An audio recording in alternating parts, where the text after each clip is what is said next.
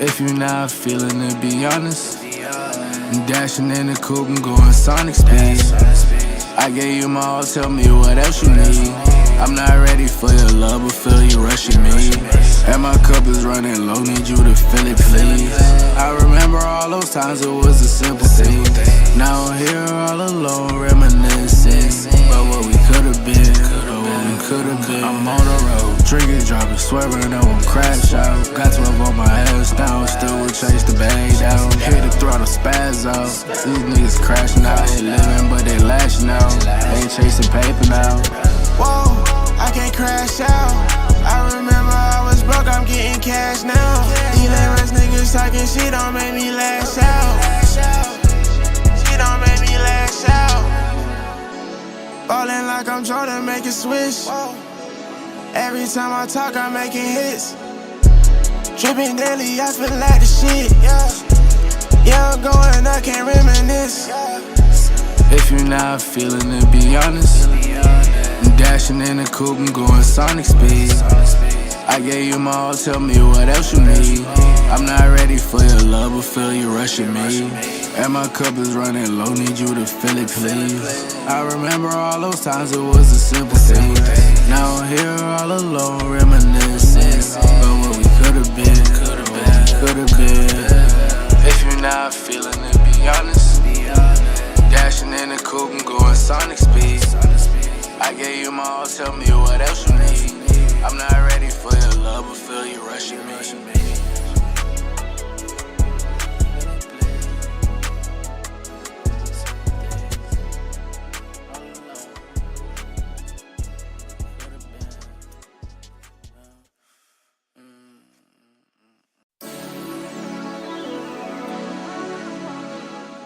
Yo, what's good? Welcome back to the Poneglyph Podcast, where we decode the world of One Piece and anime one poneglyph at a time. I'm your host, Jay, aka Milky Way Jay, here with my brother, my co-host, Ja. Yo, what's Straw up, Hat Ja. Straw Hat Ja today. How you feeling, man? I'm glad to be back, bro. We got a lot to go over today. For sure. This is episode 29 of the Poneglyph Podcast, and like Josh said, happy to be back. It's been a little bit. As y'all could, I don't know if y'all could tell, I'm in a new setting. I moved recently, and I'm finally good to go. I have been posting some videos on my main channel still that are pre-recorded, and since I've been out here, but today's the best day for us to get back going with the podcast episodes. And with that being said, we got a lot to talk about. We've missed a lot. We've missed 3 episodes. Well, we missed 2 episodes and then one came out today. And then we missed a chapter and the chapter came out today as well. So with that being said, we got a lot to cover. And this, I guess you can call it special jumbo episode, however you want to call it. We will be formatting it a little bit differently.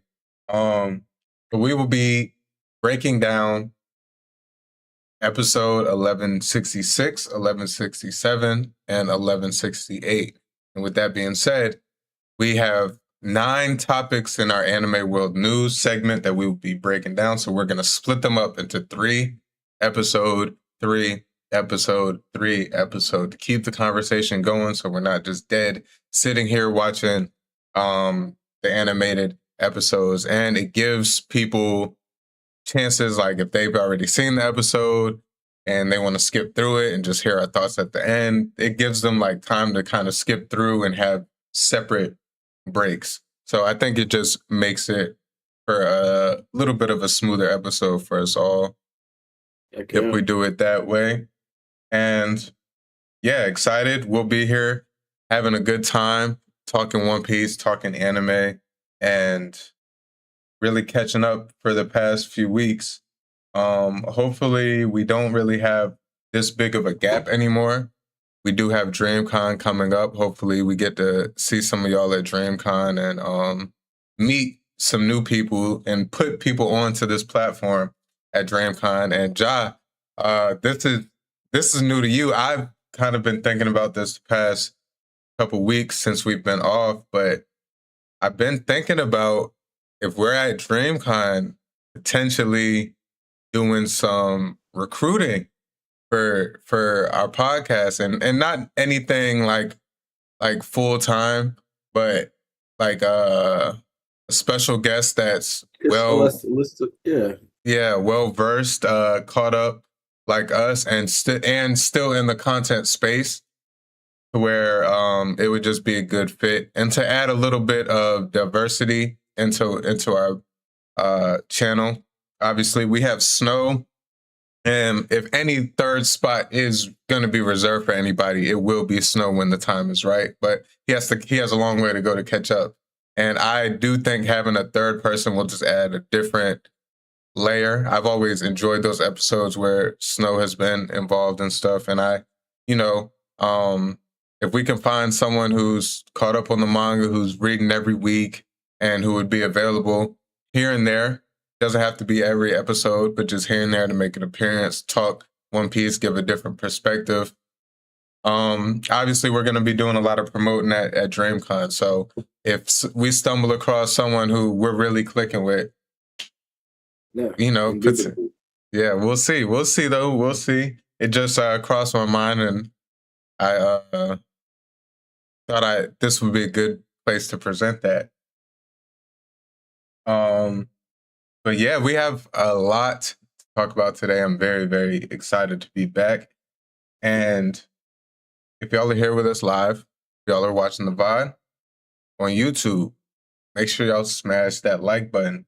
Leave us a comment and subscribe to the channel if y'all are new and y'all are rocking with us, because we plan on really turning this thing up a notch the second half of the year. And like I said, I have some big plans for the channel outside of our live podcast as well. So definitely smash that sub button. Do you have any thoughts before we dive into our first couple anime world news topics? No, let's get straight to it. Yes, sir. Yes, sir. Let's get straight to it. All right. First things first, anime world news. So, the legendary actress that has brought the future Pirate King to life for over 25 years, and she'll continue voicing Luffy in the highly anticipated new adaptation. Although a successor had reportedly been discussed, the production ultimately chose to keep Tanaka in the role. Are you planning on watching the One Piece remake once it drops? I guess so. I have to. Come on. Yeah. I think it's going to be a good conversation piece on the pod. Yeah. It's One Piece. I think it would be interesting to watch and see if we notice any major differences. Or from the trailer, I keep hearing the coloring thing. What about it? Like, I haven't seen much about it. One Piece is light, bright, all vibrant. You know what I'm saying? Right. Kind of like, a little more realistic. Right. I just think committed. People bashing it for not being traditional, and then people, the other side of it. Yeah, I mean, there's always going to be controversy regarding stuff, and people going to feel how they feel. I personally, I have only seen clips of the trailer. I haven't really seen the whole trailer off rip, and I'll my bad. I'll check it out when I get the chance. I was doing some adjusting on the cams, but I'll check it out. But I'm definitely interested in watching the remake. I don't know when I'll get around to it. I don't know how the releasing schedule is going to be yet for it. So I don't think if it's going to be a week-to-week thing, I'll probably just wait and watch it in groups. I would hope it would just come out in groups because One Piece already is, you know, it's not like anything new. It's just retelling and reanimated, remastered version. So I would hope they would just drop it in maybe like seasons at a time so we can just binge through it and I'll watch it like that. But if they're watching week to week, I'm going to just wait until, you know, every arc or season is done or something and then dive into it. On the colors thing that you were saying, like I said, I haven't heard much about it. I feel like it's hard to base stuff off of trailers.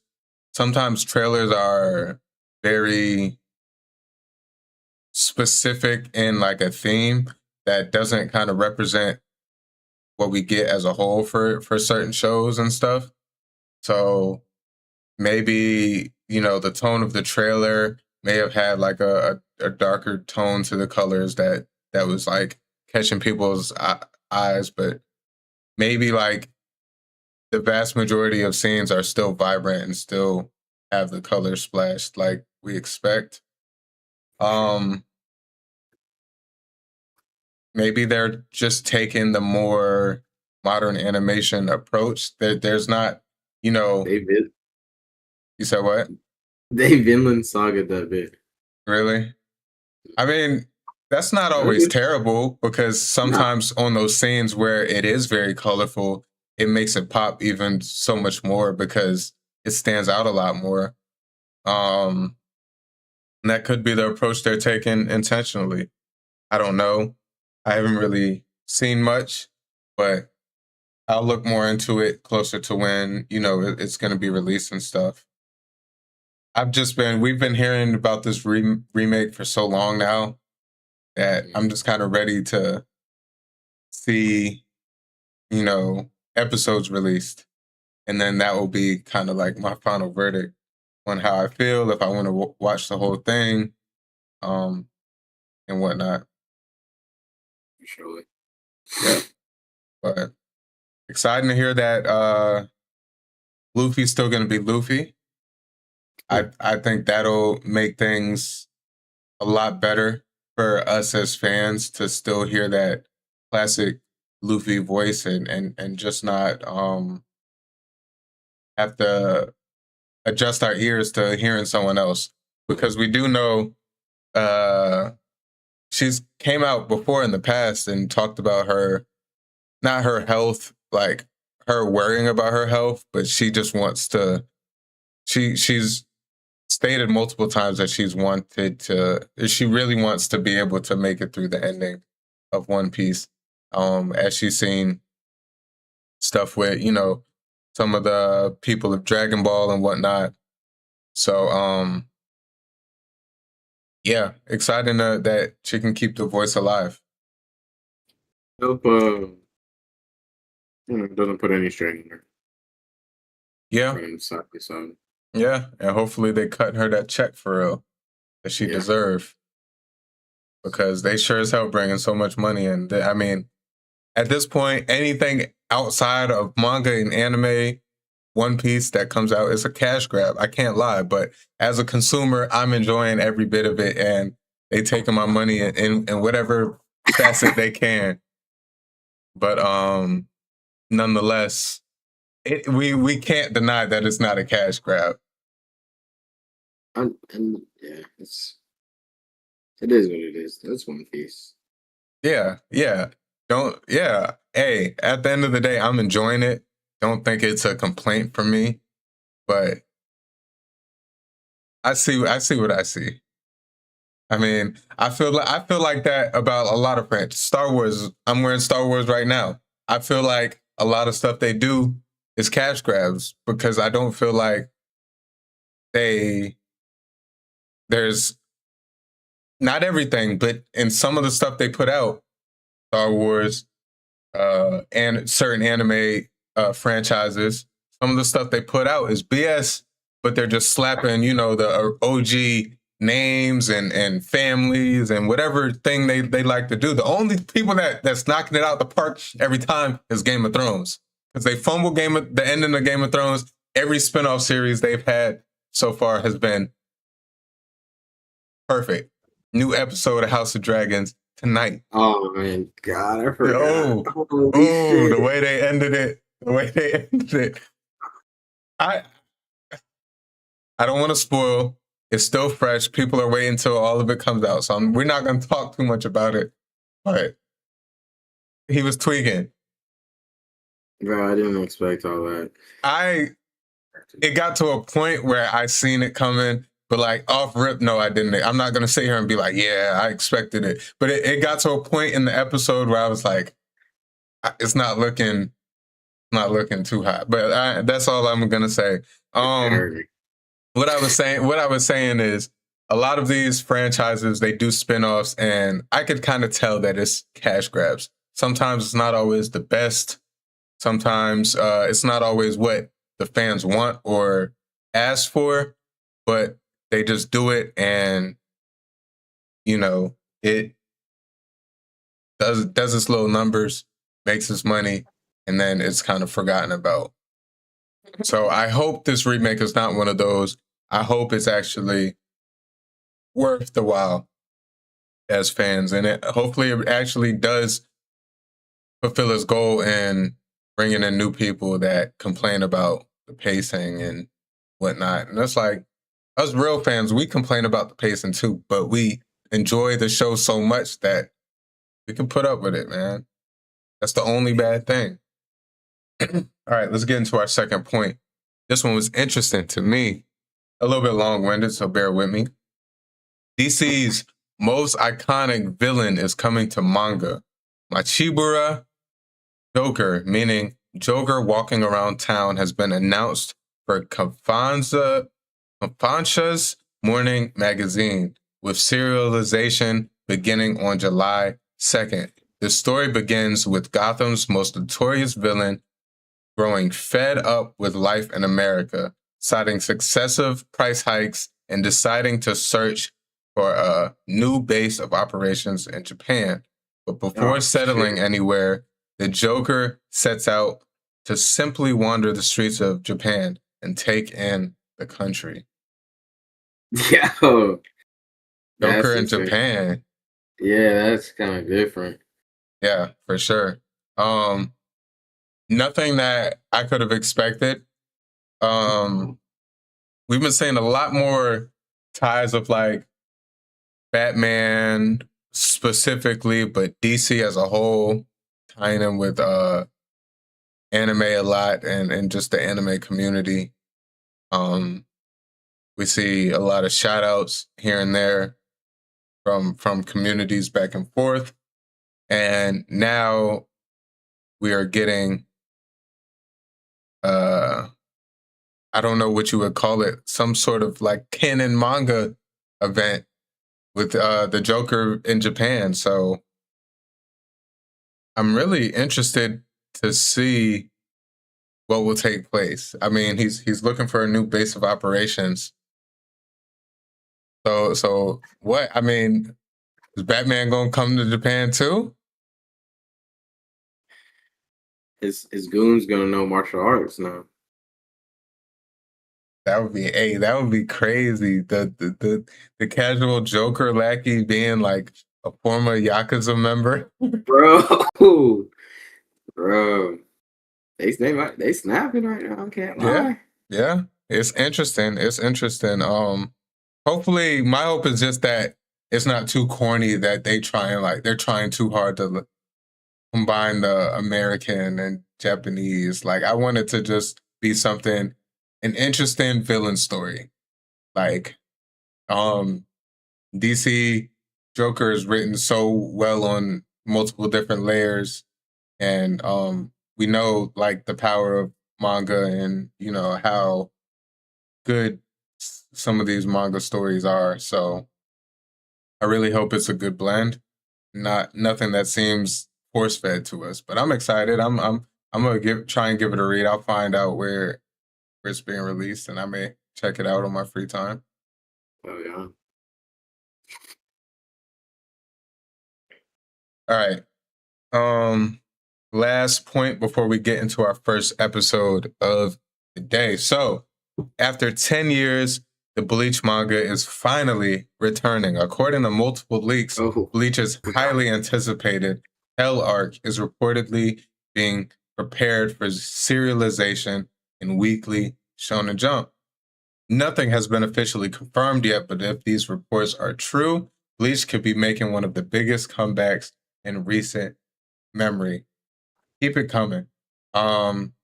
Bleach, ever since they decided to really come back with 1,000-Year Blood War after they took their little break when the original Bleach series ended, they haven't missed a beat. I feel like they, with Naruto transitioning into Boruto, One Piece continuing to transcend and everything, I think Bleach kind of, for a little bit, they felt like, all right, we need to lock in. Then 1,000-Year Blood War has been coming out. They've been knocking it out the ballpark, in my opinion, with that manga and animation-wise. And to continue it going, I think it can be, you know, just more peak that we're getting. I'm gonna say this before I let you go. I know you're still early in your Bleach journey, but it says highly anticipated. I don't know much about the Hell arc and anything. Obviously, we've heard some mentions about some things in 1,000-Year Blood War and stuff, but I don't really know too much of what it pertains to as a whole. So I'm interested to hear more details as that comes out. Obviously, this is just like an early, unconfirmed rumor right now, but I've seen it. The only reason I put it here, even though it is a rumor, was that I seen it on multiple different pages posting it. It wasn't just the one. I seen it once and wrote it down. I seen it probably 3 or 4 times. So I'm just excited to get more Bleach. I've been enjoying it. Where are you at in your Bleach journey? I'm still just post Grimjaw fight. Okay. No, I'm not. Aizen went to go fight against the 12 captains. Okay. That are in the fake what's it called time? Ichigo's time. Okay. But the fake one. So when was the last time you watched? Probably like a week or 2. Okay. Not bad though, not bad. That's what's up with Bleach, you know? They coming back and shit. Yeah. Keep it going. We're seeing so many of these mangas, animes come and go so quick. So to see that some of these older shows that were a part of our generation, you know, as kids that were booming and stuff, even if we didn't watch them, just to see that they're still going strong and being able to thrive and do numbers with this generation too. It's a good feeling. It's a good feeling. And I wish some of these newer shows, and I'd hope that some of these newer shows can kind of adopt this method.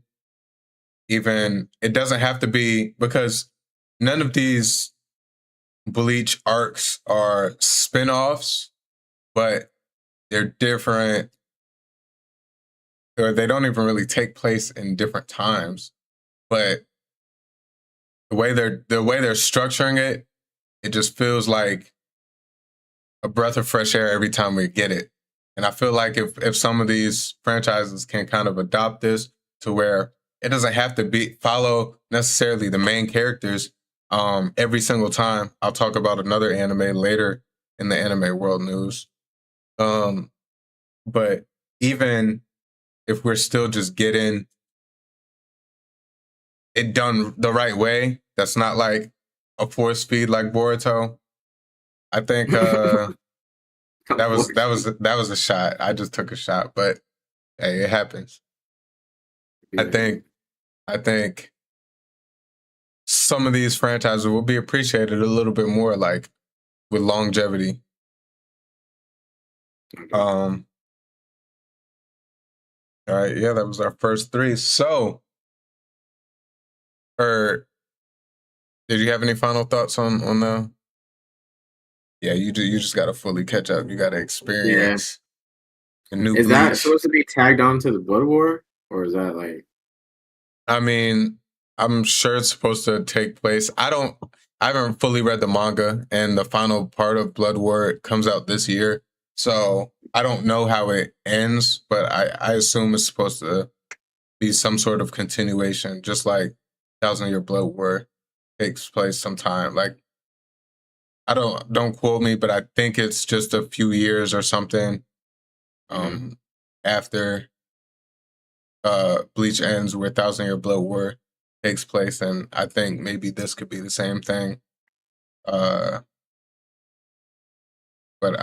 I guess I'll kind of maybe have a better idea once I finish 1,000-Year Blood War, and once it's all fully released, and then yeah, we'll see. All right. Well, fights the Demon King. You said what? Ichigo goes to hell and fights the Demon King. The Demon King.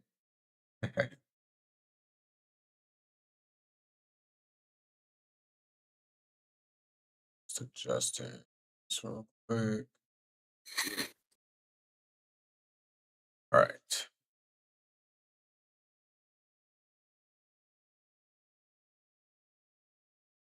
So we will be moving on to our first episode of our Tales of the New World segment. I ain't watching One Piece all night. Yeah, for real. All right. We are on episode 1166. The title is Encountering Loki, Dunko of the Knights of God. Amidst the roaring banquet with the giants, Luffy hears the legend of the sun god passed down in Elbaf and learns why Loki is being held captive. In the underworld, two mysterious guests appear before Loki, expressing their desire to recruit him into their order of knights.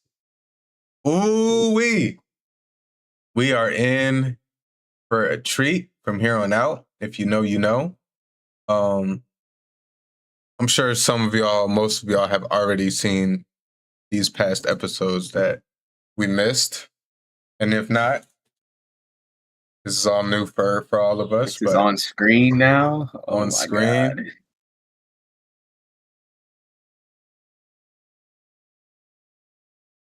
I'm gonna skip the recap. I'm gonna skip the recap. Yeah.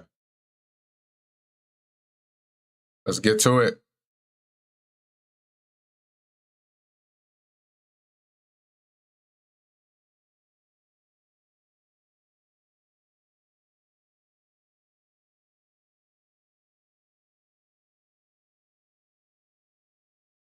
For our audio platform listeners, y'all want to see what we're tapping into, visuals. Since we don't want to get hit with any copyrights, come check us out on YouTube, because no audio at all. Can't even play with that.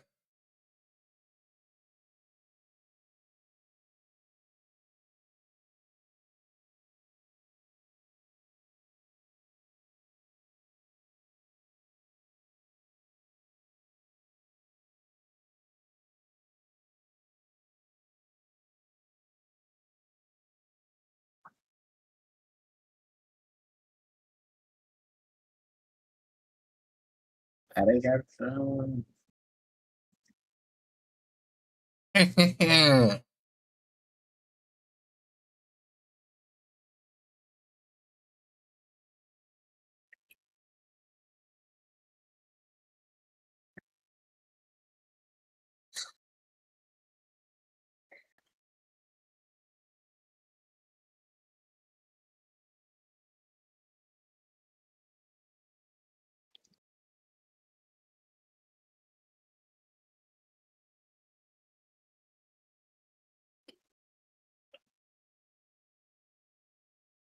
Ja Rule and Yoru were brothers, right? Maybe. I thought they were. Was that Shanks? What is Shanks doing here? They're about to meet. He was right across the. He was right on the coast, right? Mm-hmm.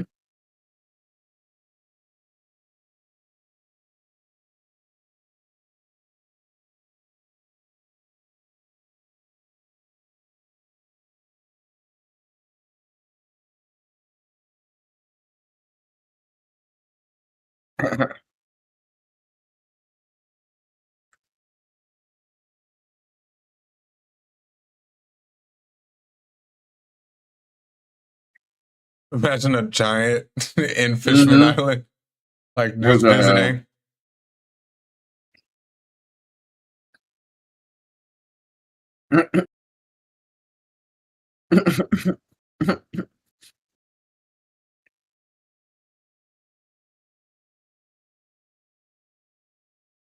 That was one half of the arcs where I lost respect for Sanji. Fishman Island and Whole Cake Island, man.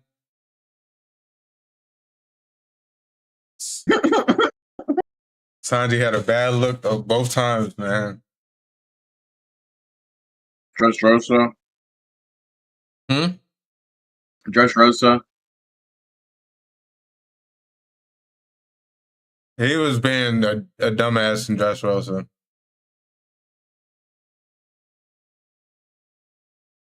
That goes hand in hand with Whole Cake because he wasn't in Dressrosa that long. And by the time we got to Whole Cake, he was already on all bullshit.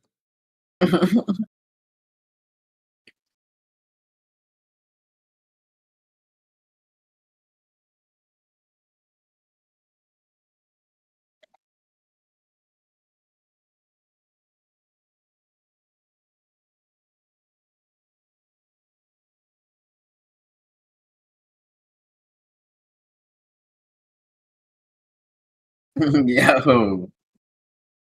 Yes, They're sir. right now. Brooke. Yo, they snapping right now. Yeah, no cap. Little cutaways. The tension change. Mm-hmm.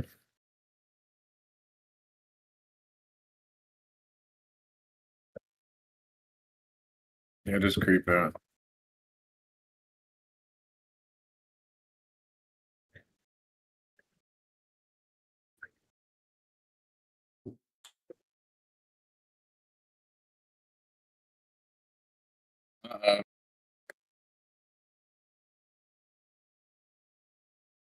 Gary just got some points for that one.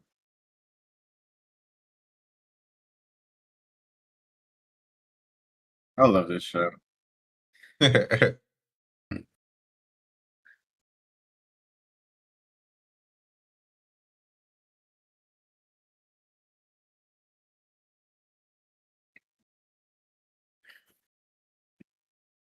Bottoms up.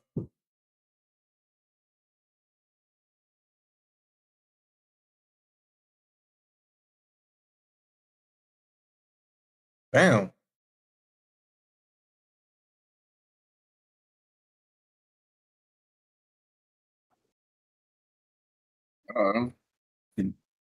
Was that? Is that a feat?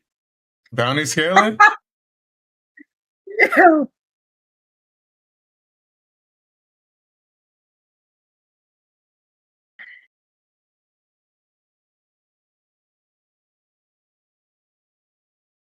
Just open your eye, bro. It's okay, bro.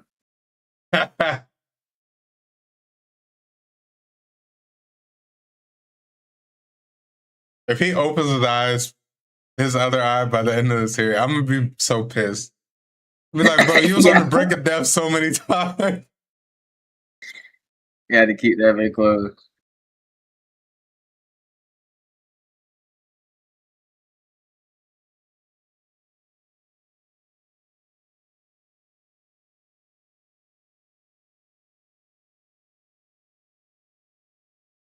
Oh man. Yeah. Oh. If you know, you know. If y'all seen the title, we talking about some stuff these next couple episodes.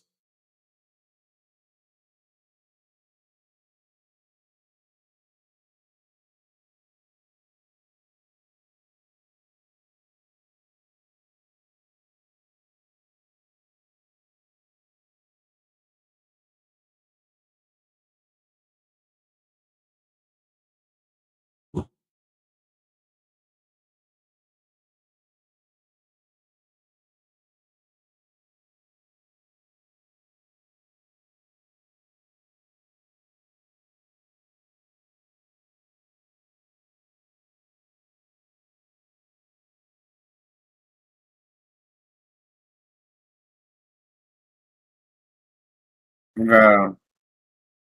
I was about to say. He was actually listening. Wow. Locked in while eating his meat. It's Elbaf moose.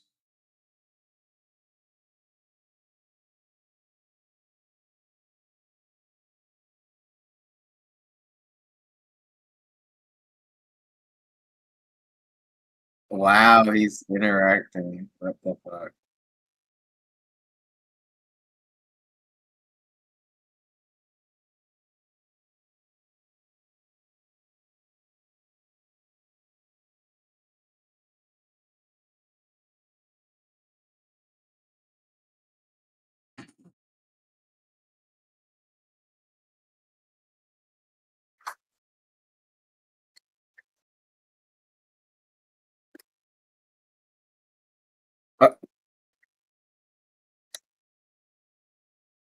He like, why are you bringing him up?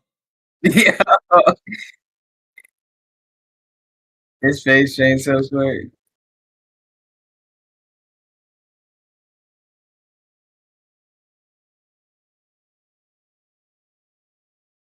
Oh, He's sick.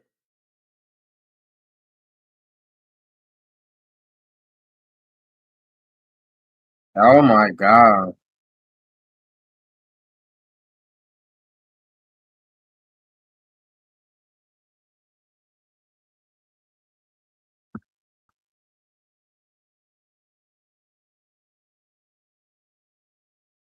Mm. Oh my gosh. He's the worst person in the world. Everything shift. Banquet ruined just because his name was, Oh god. was brought up. Just his name brought up. Oh my gosh.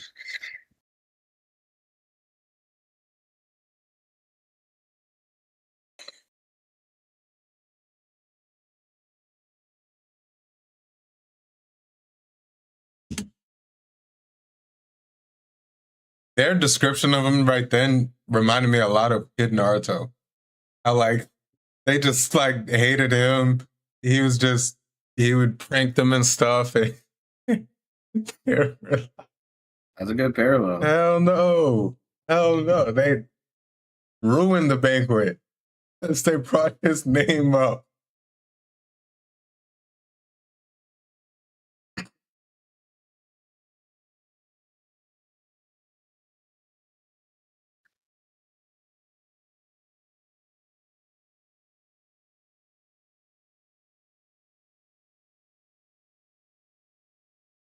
Oh my god, this shit got so intense.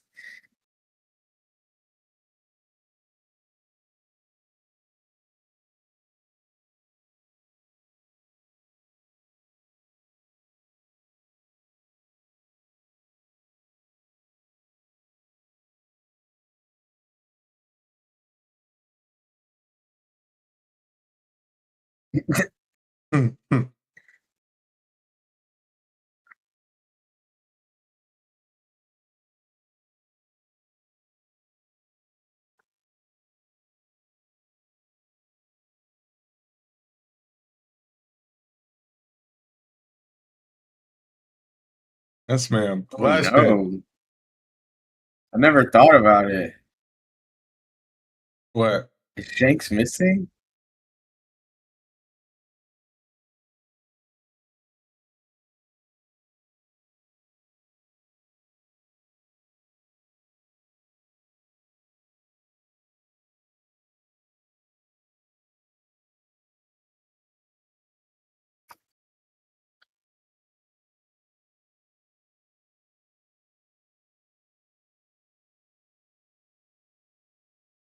That boy Zoro on point.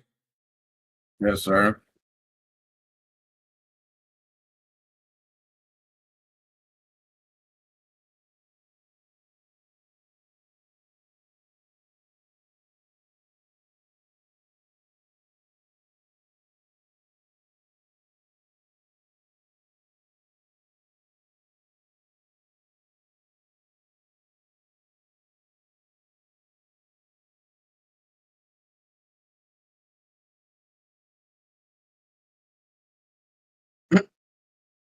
How you ain't seen someone coming?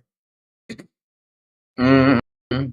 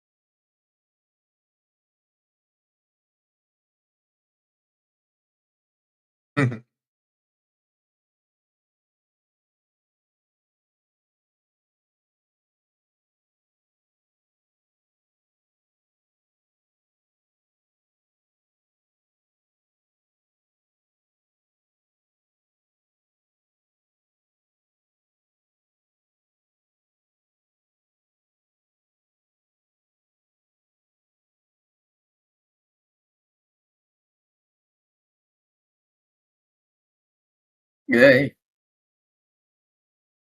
On point, Nami.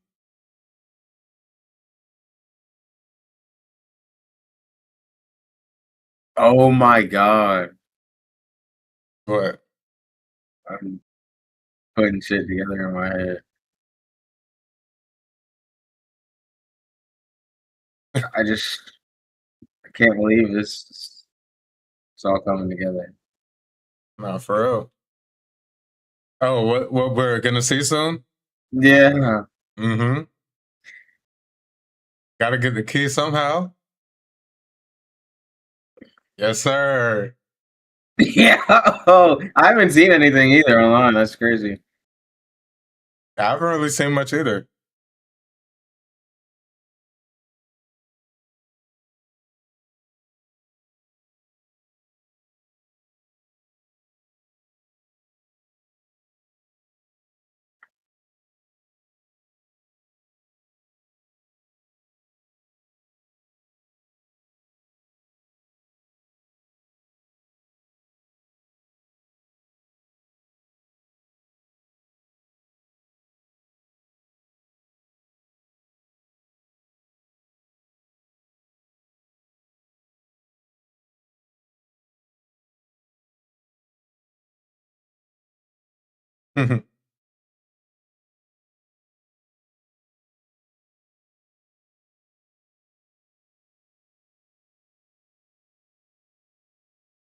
Damn, they didn't even want us to see her mouth while she was talking, bro. Yo. Straight Yo. titties and waist. Woo.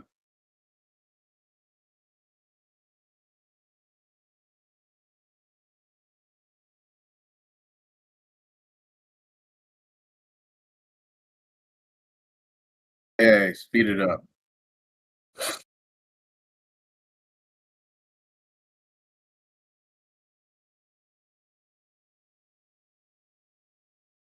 Bro, the fact Giants can just do that. Laugh and shake the whole like surrounding.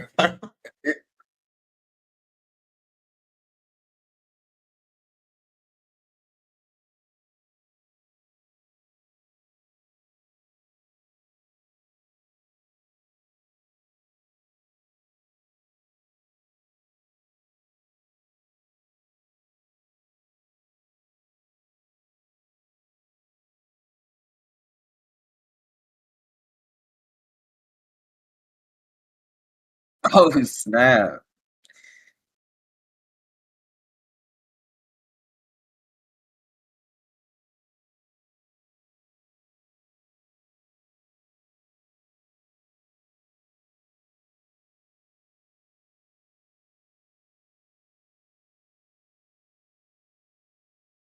Mm. Yeah. Junko.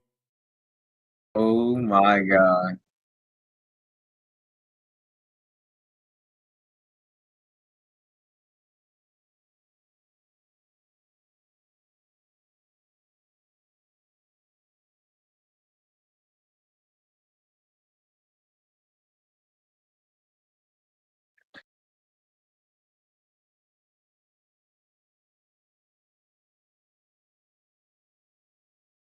Mm.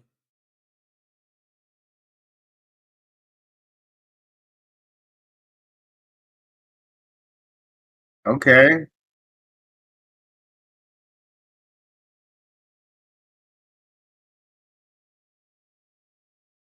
that's not Shanks.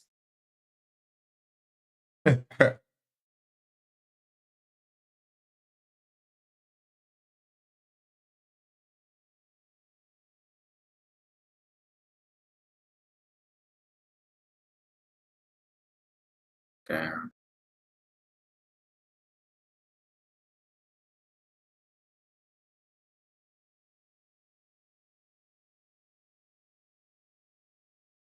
Mm.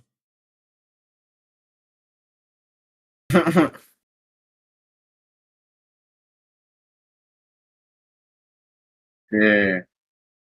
Yes, sir.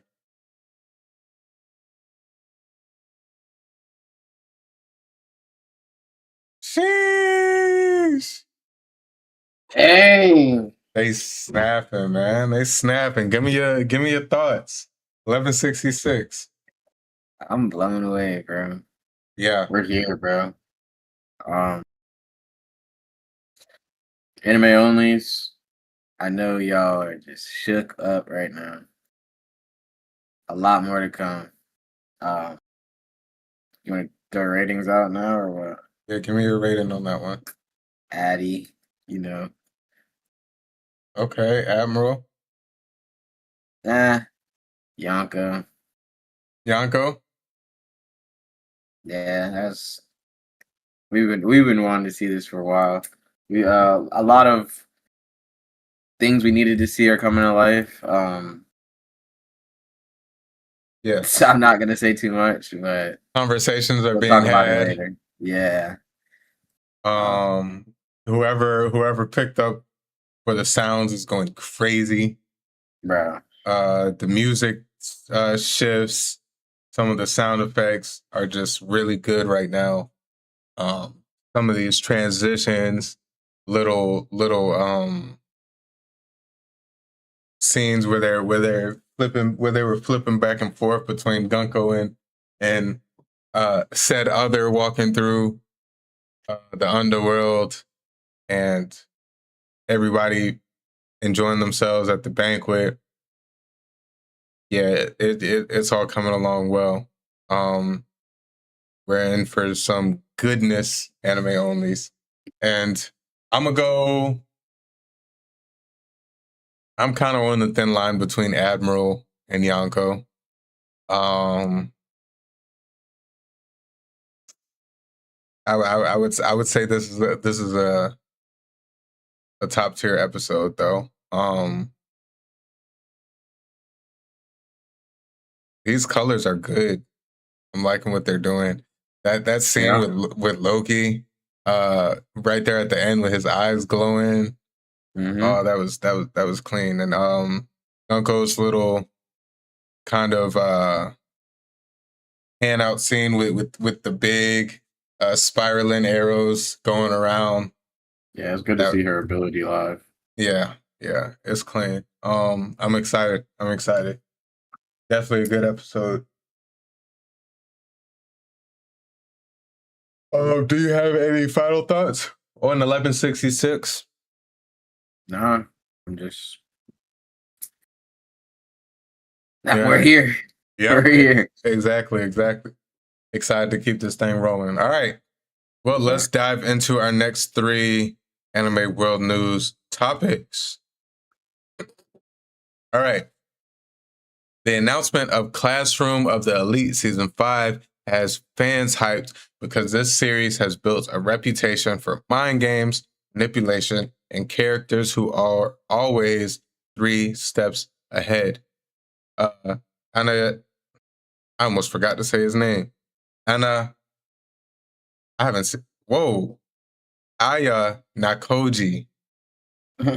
It's been a minute. I stopped watching high school Classroom of the Elite Season 2, but Aya Nakoji remains one of the most mysterious and dangerous main characters in modern anime. And every new season brings more pressure, more rivalries, and more secrets awaiting to be exposed. I definitely need to catch up. Shout out to my dog Demi. I can't give him full credit because I really don't remember off the top of my head if he put me on to Classroom of the Elite or if I discovered it on my own. But he's the only person who I've ever talked about that show with. And I watched like 2.5 seasons of Classroom of the Elite. And I didn't stop because I didn't like it in any way, shape, or form. I just kind of lost track and was watching too much at the time. But I'm definitely I've kind of had a little bit more time to dedicate to anime. I've been actually rewatching Slime. I'm at the top. Sir. I'm at the top of season 3 now. I've been blitzing through it. I'm at the top of season 3, so I just he just like officially got introduced as a demon lord, and are you right where I'm at right now? Yeah, they formed Octagram and stuff, and I'm gonna go past it, but we right there. Yeah. Well, that was the ending of the last season, beginning of this season, and like 2 episodes in. So, yeah. Okay. But man, I've been able to dedicate a little bit more time into watching some of the stuff I wanted to watch. I need to, I want to finish up or recatch up on Slime. Watch this new season that's been coming out. Dr. Stone, Classroom of the Elite. I got to throw in there some of the ones that have been going on for a little bit that I've started and I love that I kind of haven't been too tapped into as of late, but definitely got to come around to it. So I'm excited for Classroom of the Elite. I know you haven't seen that before. I think you should check it out. I've watched a couple episodes. Oh, you have? Yeah. I just haven't stuck with it. Yeah, I mean, it's not action. It's really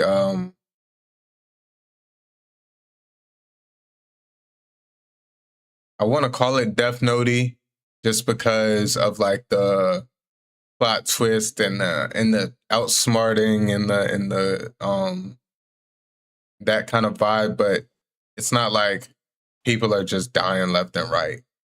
But it still has a very dark undertone to the show. I really like it. I think it's a very interesting and well layered show. So I think I recommend a lot of people just checking it out for what it is. And it gives you kind of a different vibe of anime, but still is just as intense in terms of plot and on edge and not knowing what's going to happen next. So it's one of them ones. Pick it up soon. Yeah, for sure. Check it out. Check it out. This one was interesting. Japan has hosted its annual ninja exams, where anyone can become a ninja if they pass. Over 130 people have already signed up to undergo the exam and become a ninja like Naruto. The tests are divided into 3 levels: beginner, intermediate, and advanced, because apparently one size doesn't fit all. The beginner tests involve a written exam on ninja history, because even ninjas need a degree. Participants get to take home a hand scroll certificate, probably signed by their sensei. How do you think you would do in a ninja test? I'd be in the advanced class, buddy. Advanced class? Just like that, huh? Joining straight out of the academy. Woo! So you more on the prodigy side, Minato, Kakashi, Itachi. You My body. Oh, okay. But you got a Naruto shirt on right now. That's real underwhelming in terms of the ninja exams. He was a Genin up until the end of Shippuden. Just hidden, something hidden in me. You know what I'm saying? Untapped potential. Yeah. Okay. I definitely think it would be a fun experience. I did hear people were leaving their day jobs to go participate in, like, I don't know what you really expect to get out of it. Let's just say you go through all 3 courses and you do well. You officially become a ninja. Where do you go from there? If you're leaving your job and stuff, is like ninja a profession in Japan? Yeah, you get paid to go on missions now. Going hits? Yeah. I mean, they were spinning out there. Hey, but that's how it worked in Naruto. They was they was getting paid based on their missions and stuff. So I think that's funny how that did work, because we remember before they took the Chunin exams and stuff, when they were doing like small missions like catching cats and stuff, they were complaining about the pay and all that, and it's like, damn, these elite ninjas really getting paid, and these lower class ninjas just doing basic missions for pennies. But yeah, I mean, after my first go at this, it wouldn't be long before I'm ended up running the whole ninja exam. I'm sensei. Whoa. More like a Jiraiya. We're like a Jiraiya sensei or something like that. But nah, I definitely blitzed through it with ease, and they'd probably come to me asking me for ways to make it more challenging and make it actually worthwhile the test of a true ninja. So yeah, thinking about starting my own up here in the States. Stay tuned. Yes, sir. It's gonna be the annual Hood Ninja exams, though. So it's gonna have it's gonna have its own twist to it. But not for real. I think that's interesting. Hopefully, for the most part, like I said, over 130 people was alleged to sign up. Hopefully it is just, for the most part, people just going for fun, doing that thing for fun. Hopefully they're not giving up their livelihood and their jobs and stuff to go cheating off the person next to them.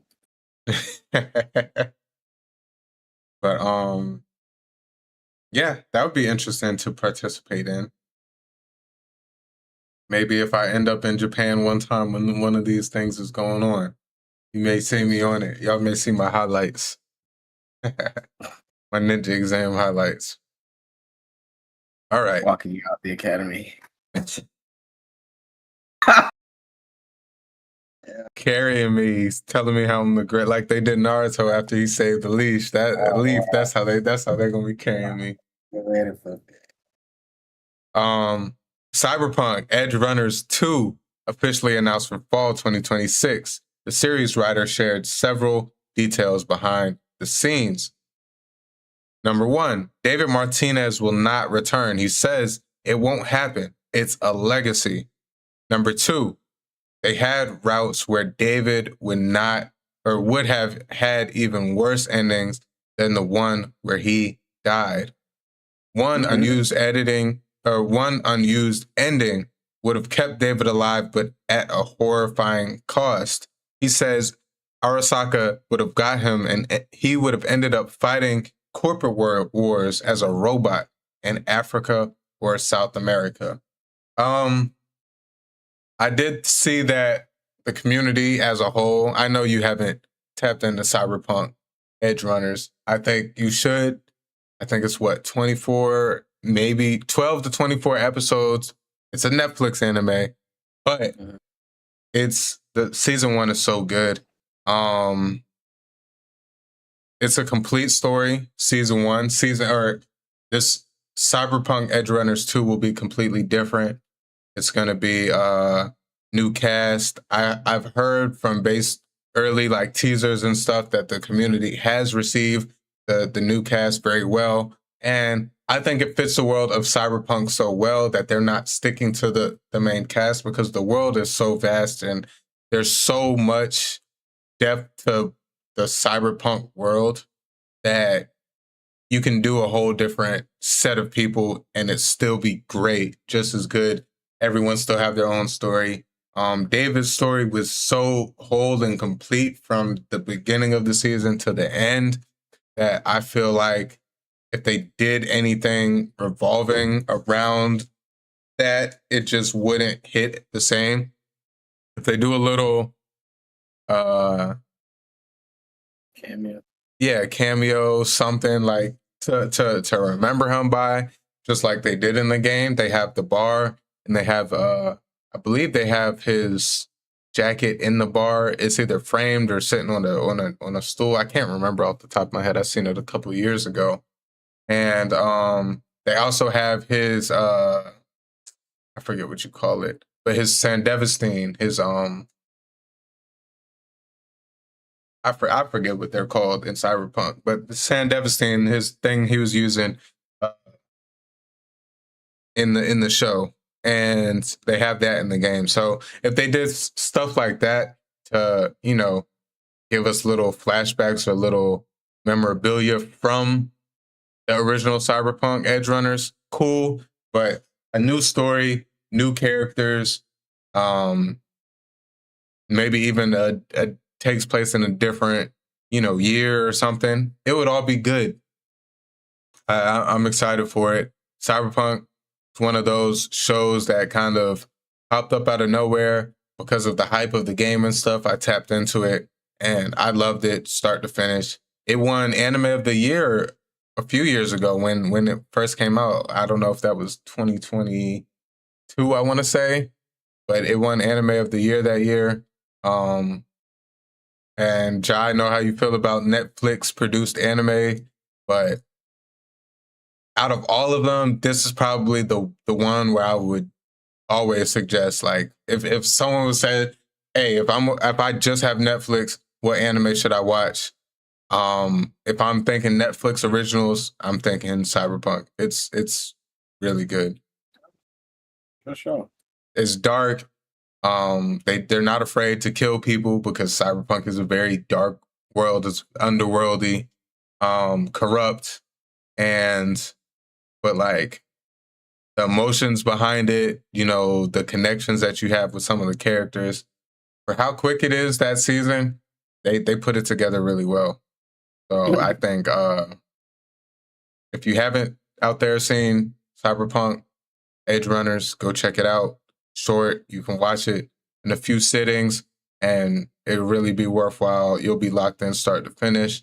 And for this to be coming, Cyberpunk 2 in fall, it's perfect time to start. Just get tapped into the world of Cyberpunk. Even if you haven't played the game or anything, I love the game too. Just Cyberpunk is such a good written world, crime world, and everything. It's great. So, yeah, Ja, your homework. Check out Cyberpunk when you get a chance. It's quick watch, and I know you'll like it. I know you will like it a lot, for sure. So, I'm excited for Edge Runners 2 later this fall, this year. All right. Well, with that being said, we will dive back into our next episode of One Piece. And this one is titled 1167. Shamrock appears, commander of the Knights of God. Luffy and some of his companions snuck out of the banquet, exploring the deceased king's castle. Should be a good episode. Let's dive straight into it.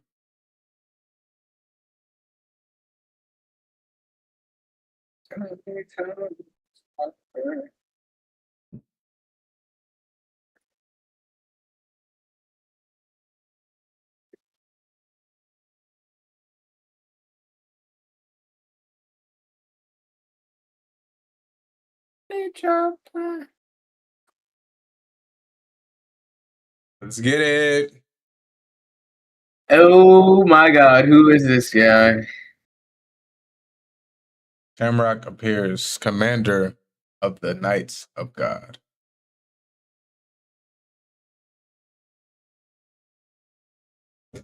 Zoro.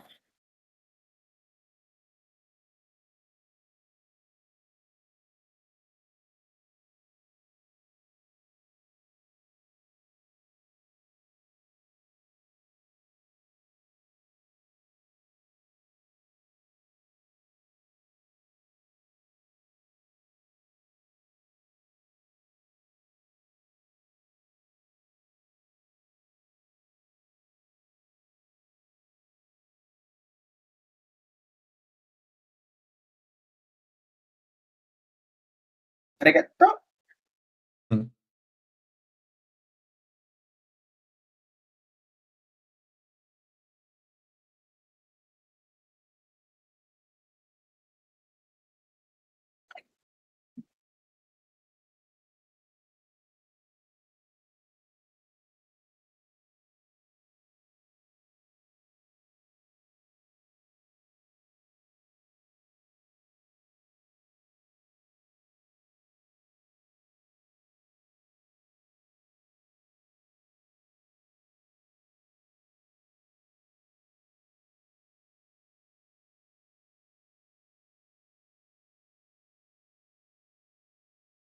Yo. I'm the only person that could do that, the Luffy.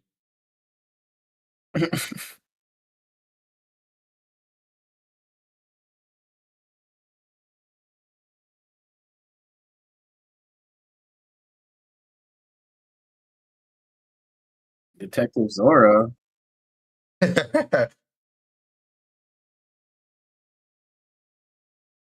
That'd be a good spinoff.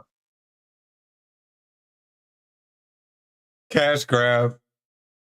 Oh shoot. Let me be quiet.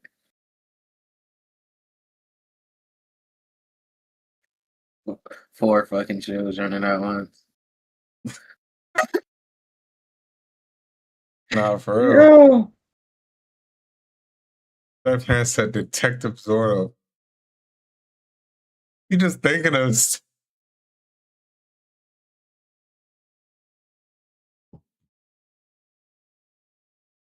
I can't see the ceiling. Holy cow. That's crazy.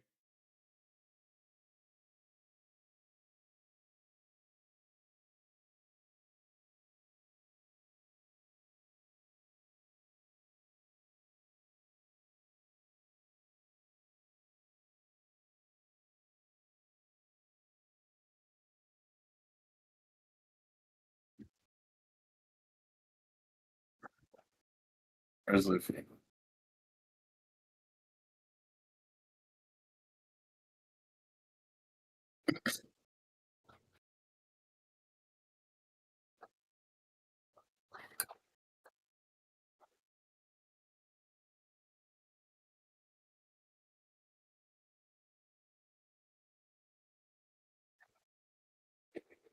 Sariko Saru.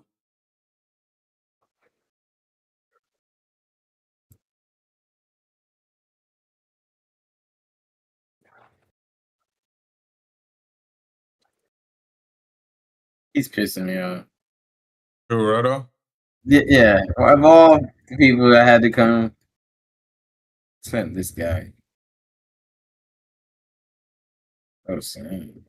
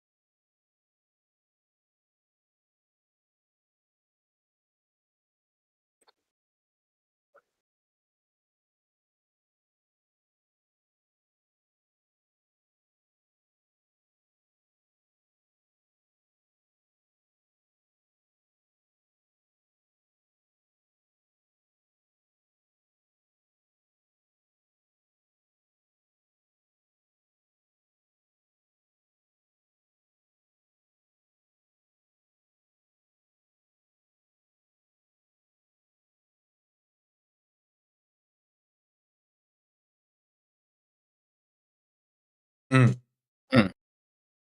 They just left them boys over there.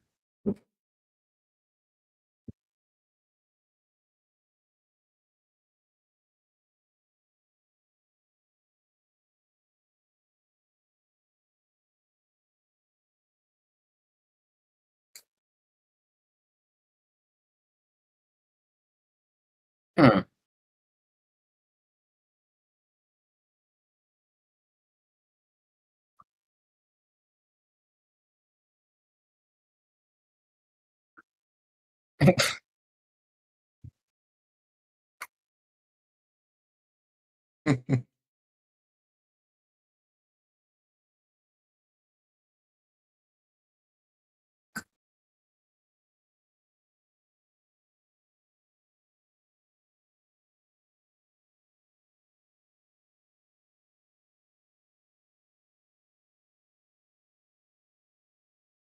I need to rewatch One Piece.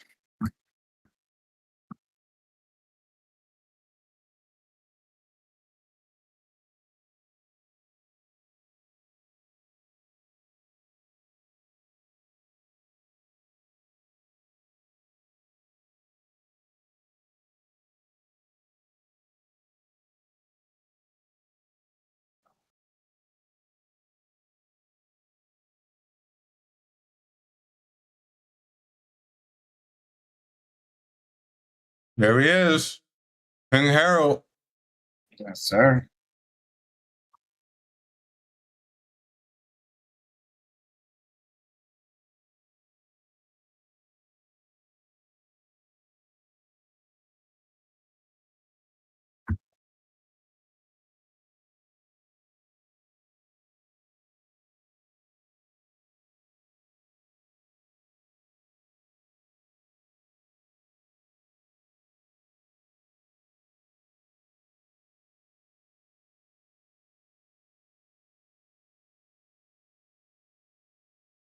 Seeing a ancient giant skull with the horns in it and knowing that he just ripped them out.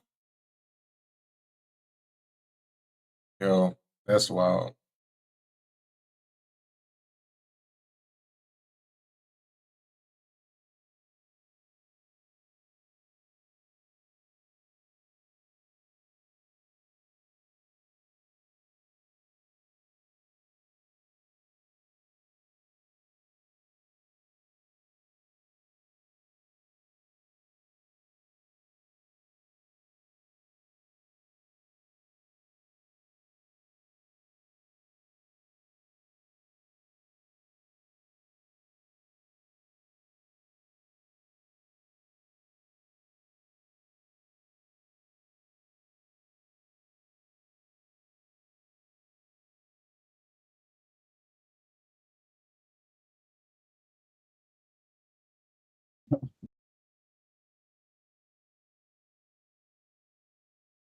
You think it was after the hockey knot from Joy Boy that really made Luffy lock in and like listen to everything now?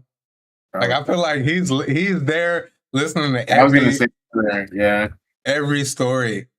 Because you pointed out that he was locked in when Charu was talking, and now like Roto's there. I know he's talking to everybody there, but like Luffy's still pretty much paying attention. And then we know later in this arc, you know, there's a few more times where they drop some lore, and he's locked in. And I was just thinking about it, and I was like, maybe it was that hockey knot that really woke him up. That was like, I gotta be locked in.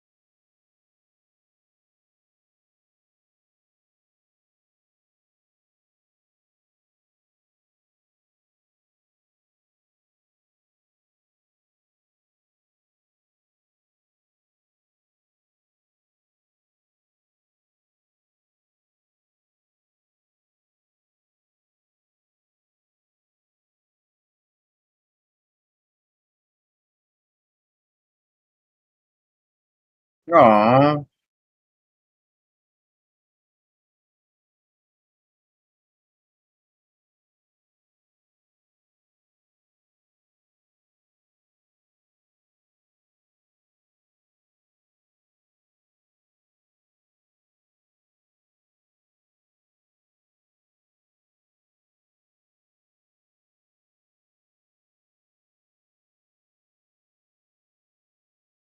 Yes, sir.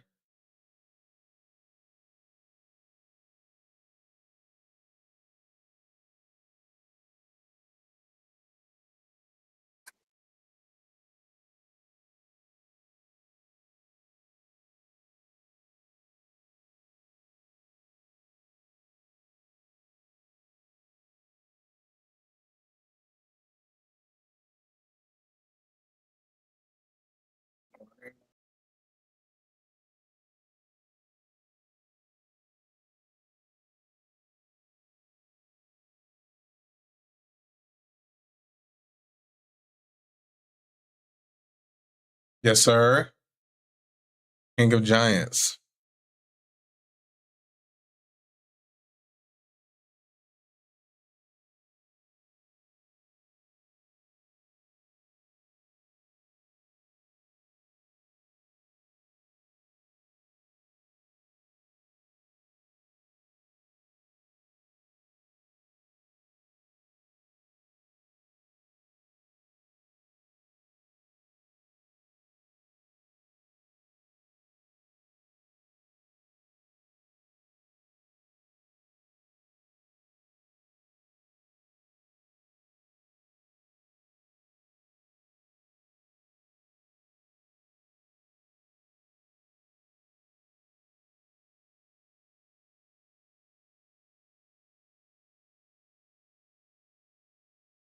Damn.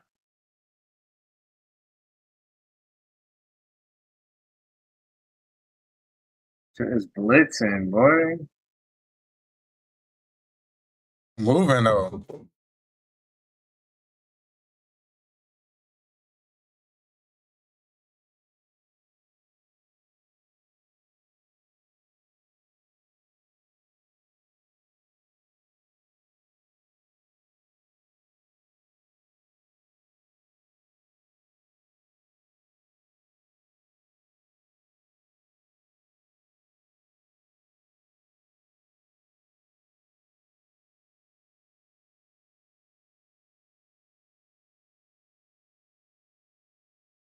He confident though.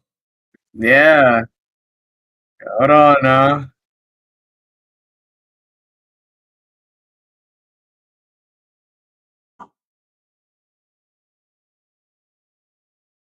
Yo.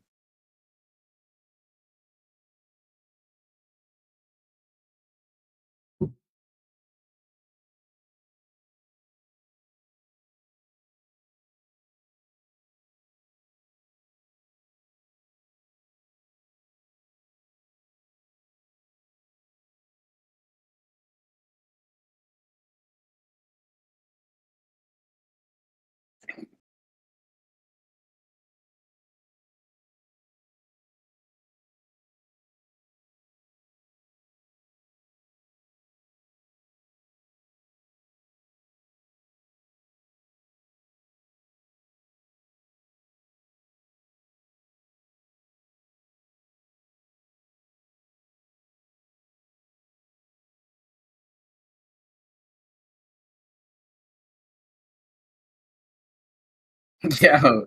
The meanest two-piece.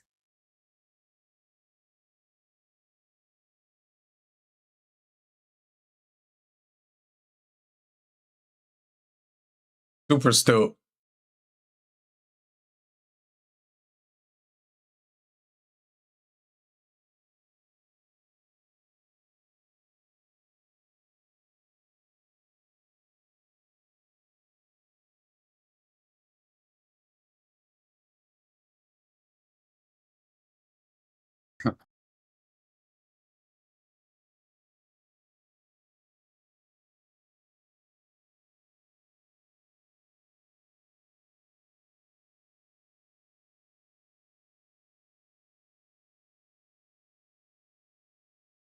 Oh my gosh. Nah, this is crazy.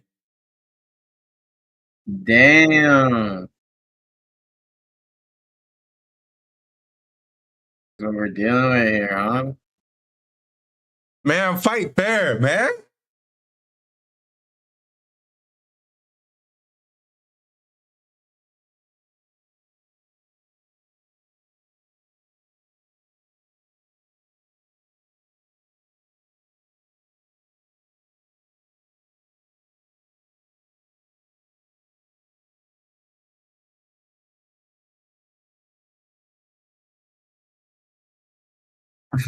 Yo.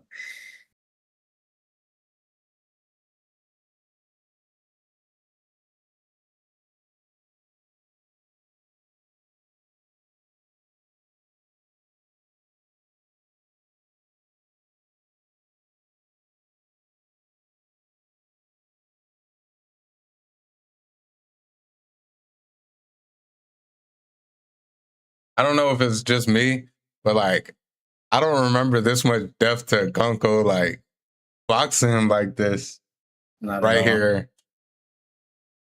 Like, she going hard. From the manga, we thought Shamrock did more than she did. Yeah.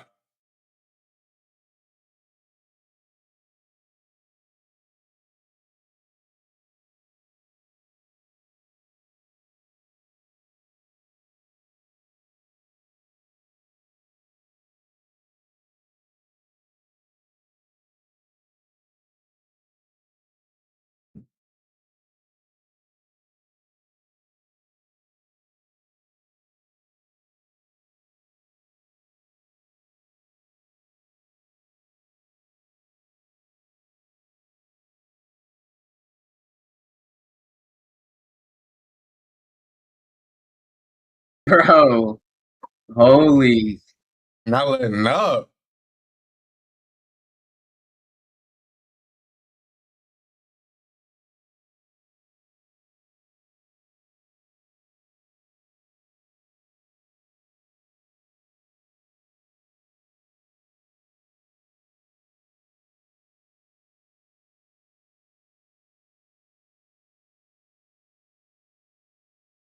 Do we like up Loki's feet for having to sit here and take this?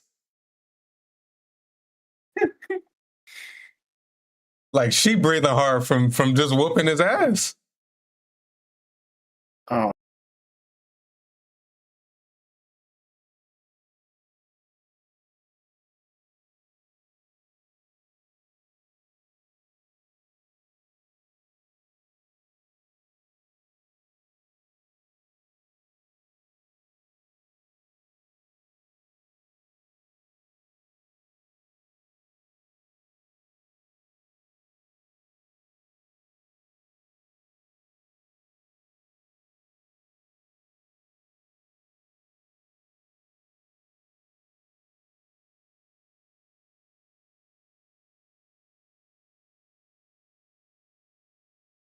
You're making that boy sound real cold.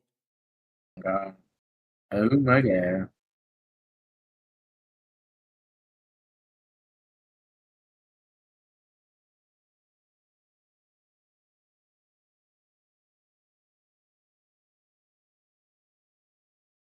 Tank, Shamrock.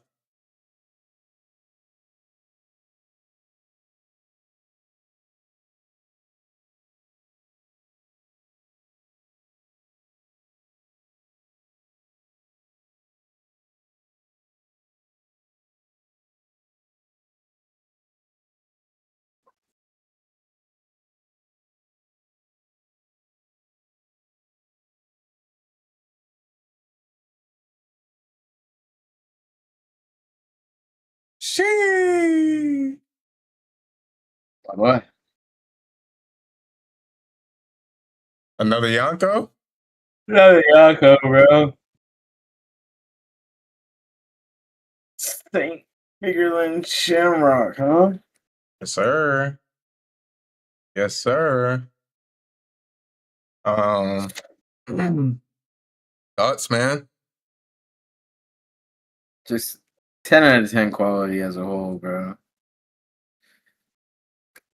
Yeah. Story's flowing.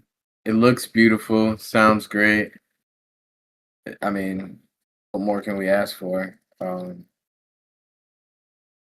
big Production. reveals are here. Yeah. Loving it.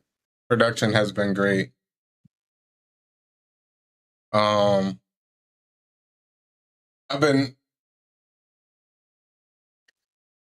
in love. I've been loving every second of it. Highly excited for what's to come and what we're gonna be getting. But everything we have been getting thus far has been so good. Give me 2 seconds to run to the bathroom real quick. Uh-huh.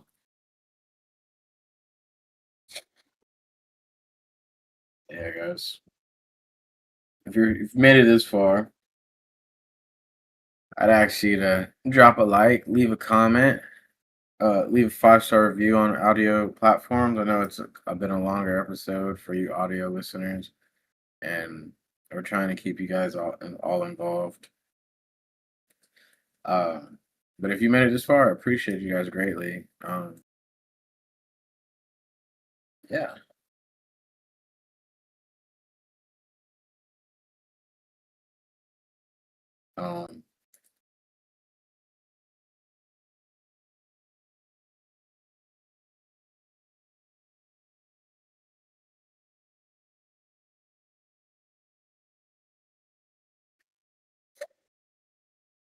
Can't wait to see you guys at DreamCon and see all the fantastic cosplays. I was trying to cosplay Shamrock, but I don't think the cosplay I was gonna order, I don't think it was gonna come in time, so I'm gonna hold off for now. But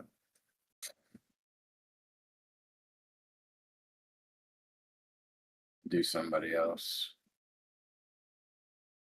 I haven't told James yet, but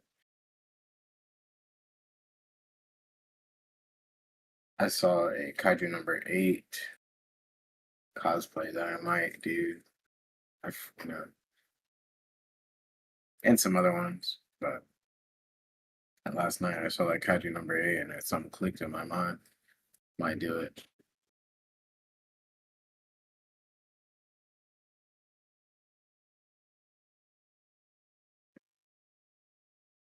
But if you're loving One Piece, interact with us. Tell us how much you like it. Tell us what you don't like.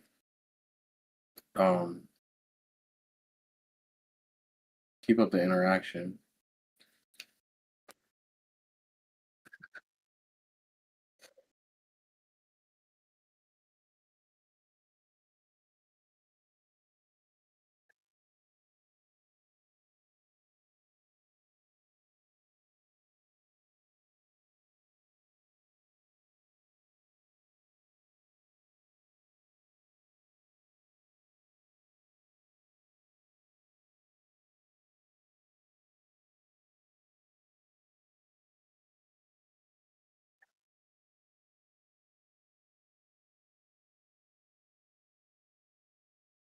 My bad.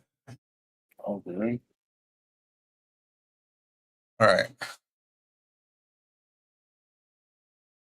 Let's dive back into this. All right, so I can't really I'm just excited for what's moving on with the anime. And we still got one last episode to react to today. But first and foremost, let's get into our last bit of anime world news segments. You haven't read none of this off, have you? Anime to myself or right just now? No, to the I was chat. letting on Okay. you. All right, bet. All right, so back to it. The Kingdom of Science has reached its final chapter. After an incredible 7-year journey, Dr. Stone has officially come to an end. From rebuilding civilization with science to inspiring millions of fans around the world, Senju and the Kingdom of Science gave us one of anime's most unique adventures. Doubt about that. Yeah, man. Go. I know it's not fully over yet, but yeah. At least the manga is coming to an end, and the anime will be shortly behind it. But it's been good. That's one of the ones where I have to catch up the last couple seasons. But I did enjoy when it was first coming out early on. I was hooked on it pretty good. That was one of the shows I was watching with a significant other, and after it was hard to pick back up. But I love the show nonetheless, so I'm definitely gonna maybe watch everything when it finally comes out as a whole or something. But it's definitely on the list and to get back into. But crazy to think that it's gone. 7 years I think is a very good run for a show like Dr. Stone. If you would have told me when it first came out that it would have ran this long, I would have not been doubtful for the story wise or anything, but I would have been shocked to hear that it would have ran this long. So yeah, I definitely tip my hat to. Yeah, for sure. I randomly just clicked it and started watching it, and it was great. Yeah. I'm excited though. Like I said, I'll check up on it once it probably finally comes out. I think I'll watch it all the way through, start to finish. just to get that experience and see the full story of how they wrap things up and how much, you know, he was able to do in changing the world. Because I think that's what makes him such a likable main character, is that like you're just rooting for him at that point to continue to rebuild a society. Right. Yep. All right. Next up, Re:Zero season 4 episode 11 is currently the highest rated anime episode of all time, and it is tied for one of the highest rated TV episodes of all time. Re:Zero is one of those ones, man. I watched 2 seasons, loved it, and just never really continued to watch after the first 2 seasons. Not because of any dislike, just because never got back around to picking it up once it was coming out again. But I've been hearing some amazing things about season 4. People are like having it rated up there very, very high.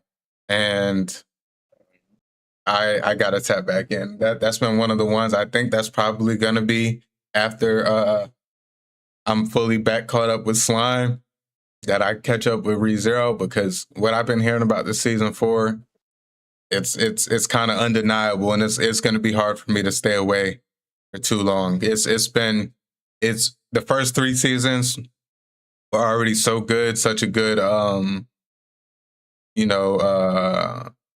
base level or progression throughout the first 3 seasons. But from what I've been hearing about season 4, and then this episode 11, the hype I'm hearing about it, like it passed the Maki and the Yuta episodes of JJK this past year. So it has to be him. I've it's one of those anime. You've told me about it. I've tried to watch it a couple times. I restart it every now and then to try to stick to it, but I'll get around to it. Yeah, I think it's worth a watch. Just gotta stick it through.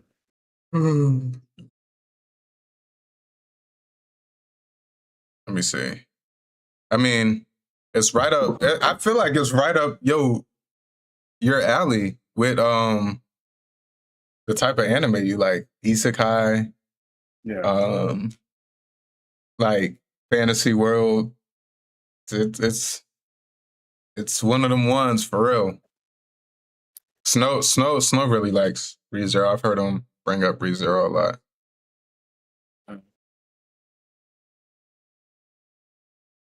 Yeah, I'll get back around to it. That's a crazy feat, though. Yeah, That's caught me by surprise. I know it's very popular, but still, like, it's hard to deny. You know, if something's getting this much resounding love in a category, and it's competing against, you know, some of the JJK episodes that we've seen and whatnot. Like, you know, you can't ignore it. You can't just walk past it and act like you didn't see it. Like that's a big feat. So it definitely has me gravitating back towards Re:Zero. But even prior to this episode, I've just been hearing the hype around season 4 and kind of knowing the stuff I do know. Obviously, I didn't see season 3 yet, but just some of the stuff that I've heard, not spoilers, but little bits and pieces. I've just been hearing a lot of very, very good things. All right. The first ever One Piece Fest is coming to LA this summer on August 25th and 26th. This event will feature panels, live music, performances, activations, giveaways, exclusive merchandise, and specifically produced immersive experience into Elbaf and more. I would love to know if any of y'all in the chat or you know, watching this, listening to this at home, will be attending One Piece Fest. What days do August 25th and 26th land bro, on? I'm getting a new schedule, and hey. That's the middle of the week. That's a Tuesday and a Wednesday. Why is it on a Tuesday and a Wednesday?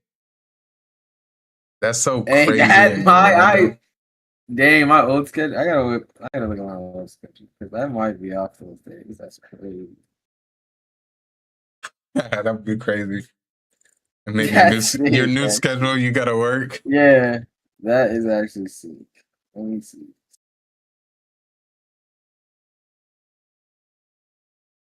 That would be 8. Nah, I worked anyway. Hopefully, I'm off this time. If I was off, I would definitely try and make a little trip out of it, 2-day trip. But I'm not off, and I know I can't get off because I'm using my time for DreamCon coming up, and then I think like 1 or 2 days after. But I don't think I can sacrifice that time. Maybe though, and hopefully, this is the first one. Hopefully, they continue to do more throughout the years that I will definitely try to be a part of. One Piece Festival. That's exciting. I like that it's only 2 days. It's not too long for just one subject, one topic. Because I do like some of these events to have multiple things that are interesting, more than just one revolving thing. But I mean, I love One Piece so much. I could go for 2 days. For sure. To a little festival. I want to know what that exclusive merchandise is looking like. Exclusive merchandise, specifically produced immersive experience into Elbaf. I wonder how that would be. Like, is it anime onlys, or are y'all catering to some of the manga fans? Like some sneak peeks with manga. That would be interesting. I feel like it would be harder to do that with manga because Oda is releasing these chapters every week, every other week. So I'm not too sure what immersive experience they would be able to give us that isn't out yet publicly. But nonetheless, it would be exciting and an interesting experience.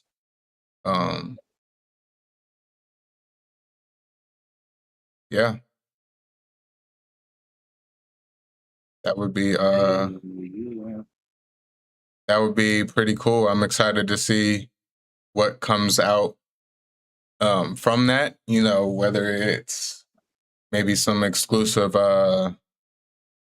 news, I just excited to see the content. I'm sure there's going to be plenty of anime creators that we all love there, doing different things. So I'm excited to see what comes from it, and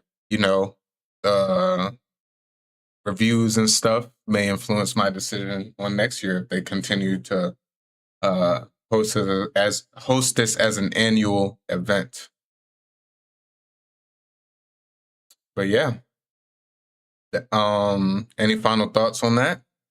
On our anime world news? I'm interested in that though. Yeah, definitely. So that will wrap up our anime world news segment. If y'all are here live with us or catching us on the VOD on YouTube, make sure y'all smash that like button, give us a comment with your thoughts, and subscribe if y'all are new and y'all are rocking with the Poneglyph Podcast.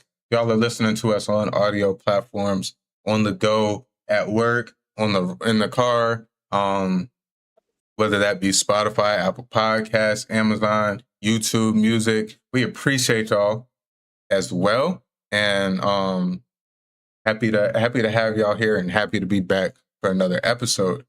This is our anime world news segment, and we will be continuing and finishing up our Tales from the New World segment with our last episode.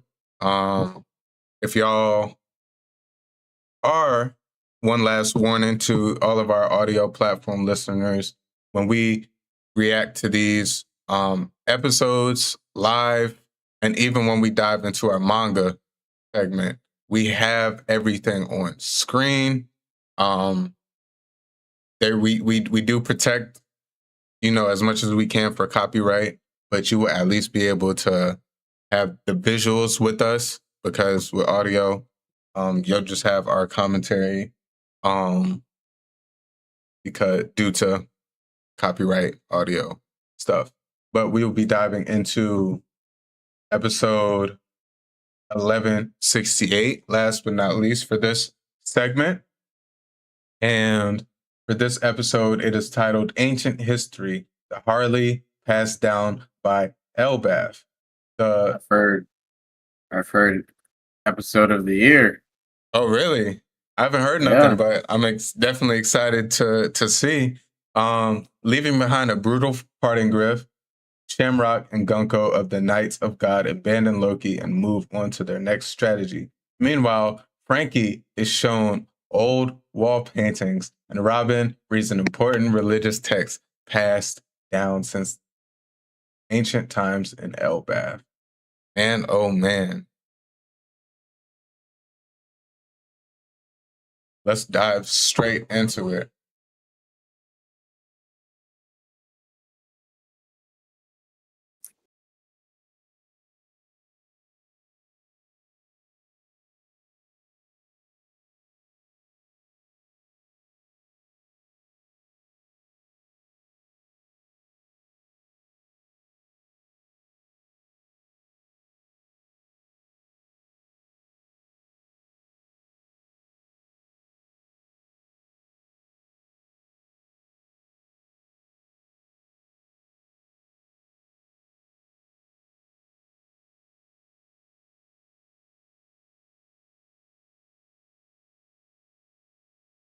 Elbaf.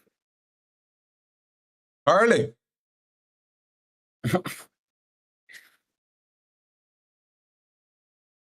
Fire ass easy song.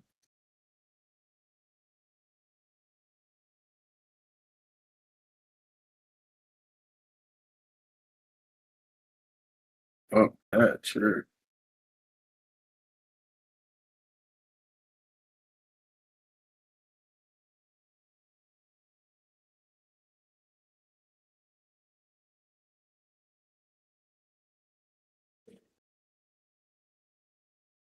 You talking about Shanks?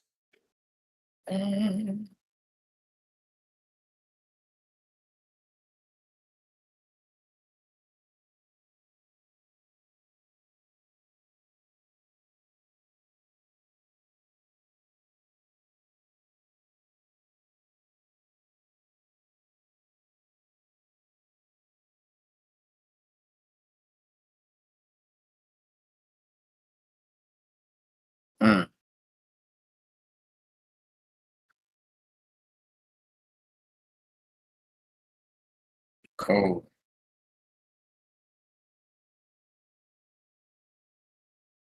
Right. That boy.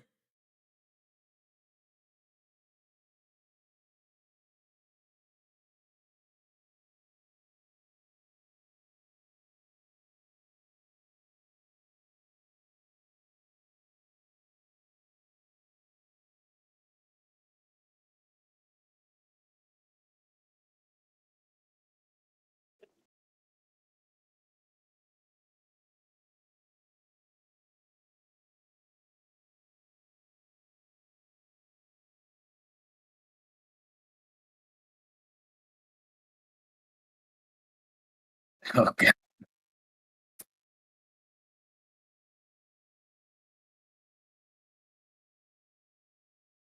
Yeah.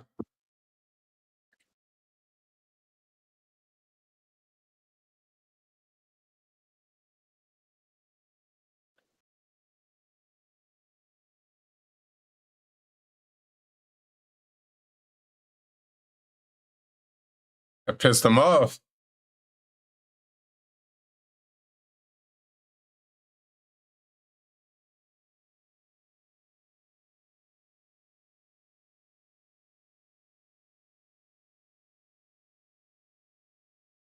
Care Bears.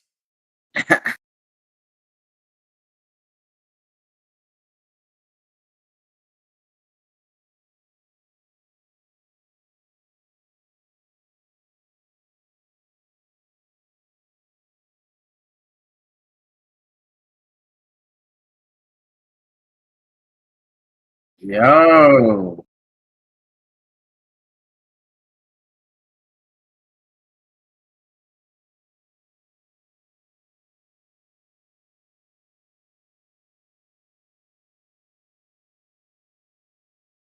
Yo. This is crazy.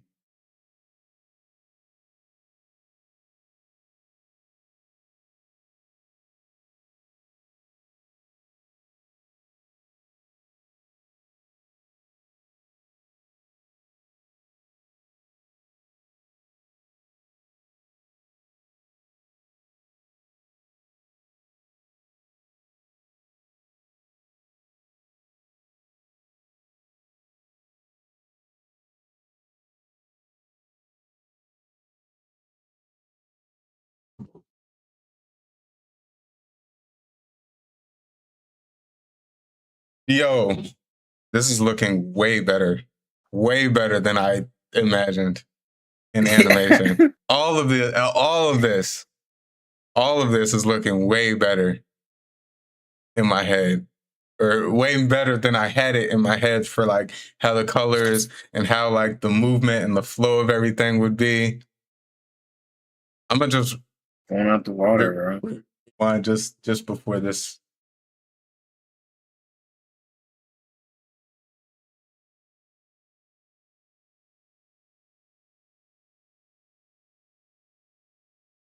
They're going back. It didn't move at all.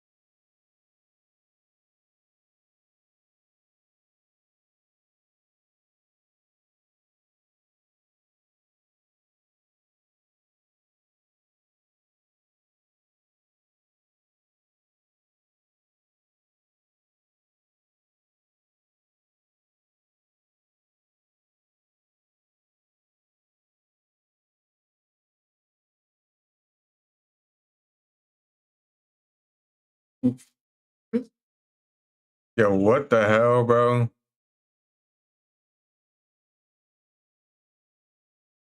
Bro, what?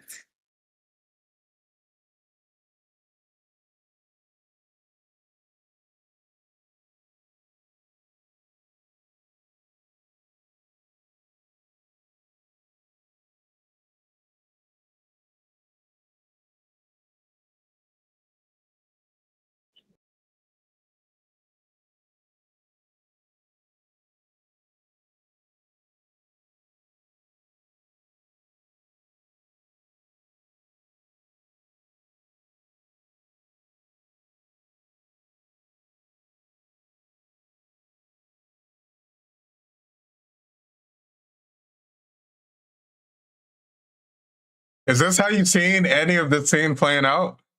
No. This is all new.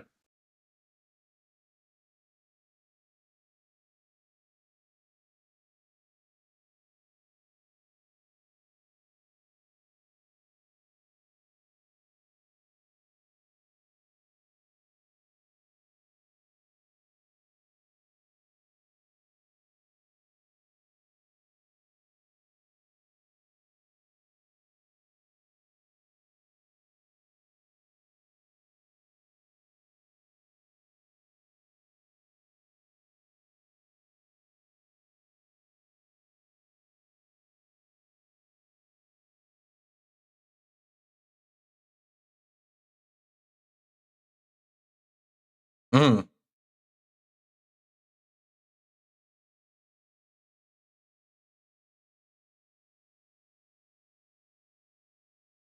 Oh, you should. Going crazy.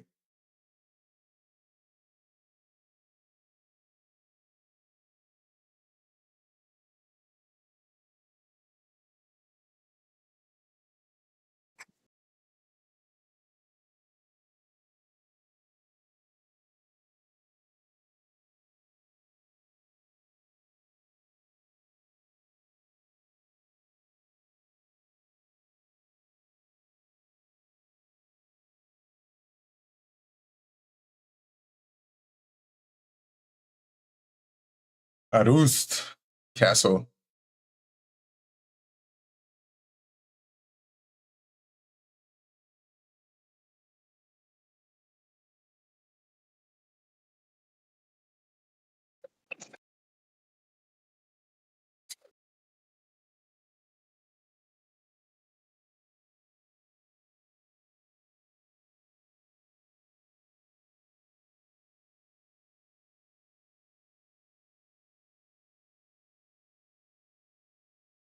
Mm.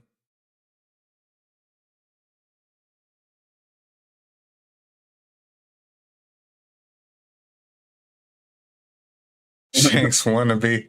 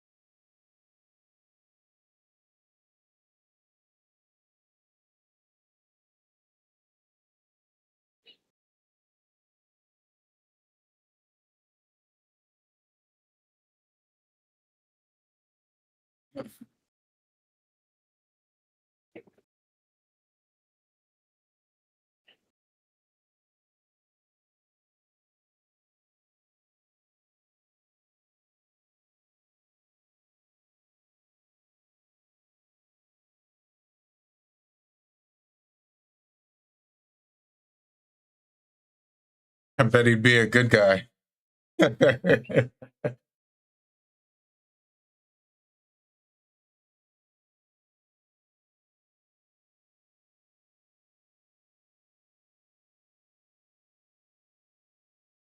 Mm.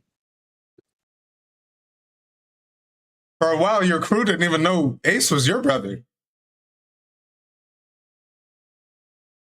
But he has known Shanks a lot longer than he's known his crew, so.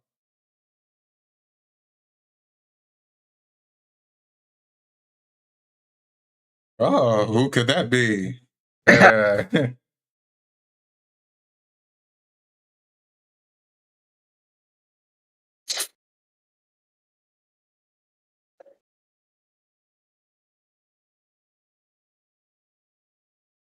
Ricky's group, Jewel Tree, Adam Tour.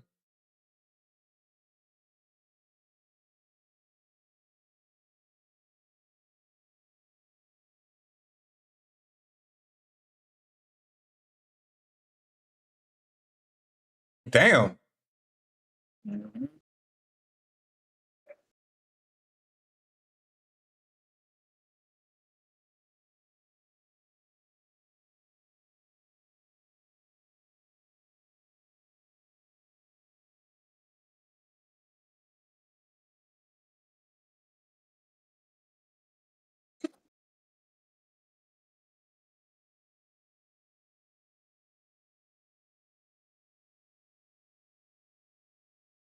Yeah.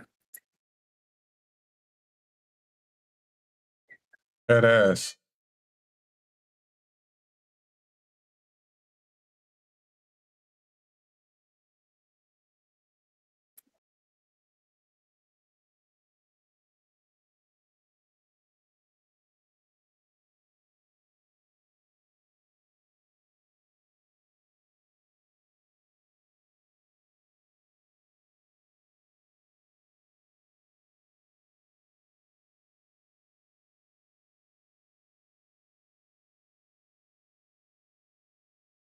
Ah, shit.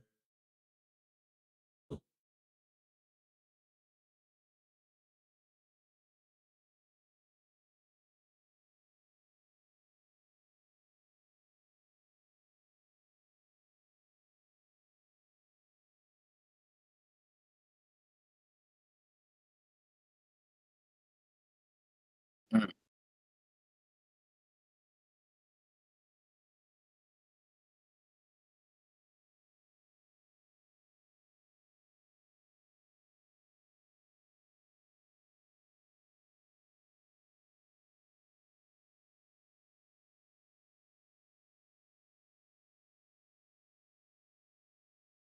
Oh.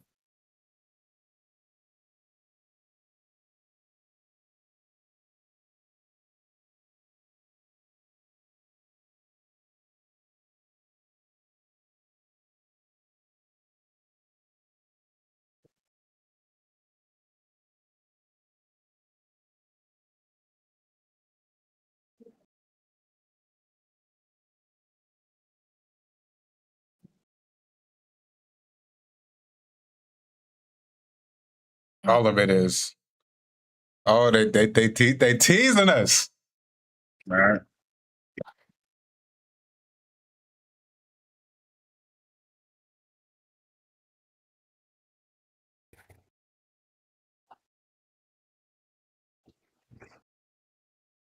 Damn, everything so peaceful right now. Peaceful and joyful.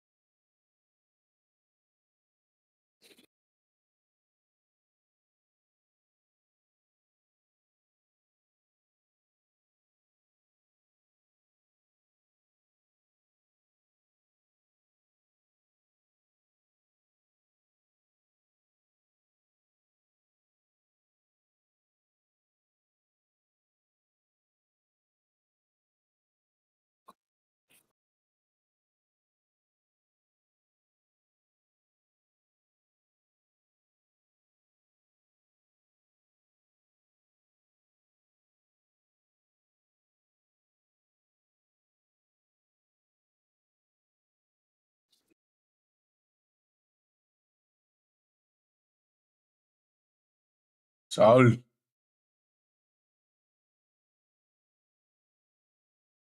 Mm. and I'm trying to see what Frankie was saying. Mhm.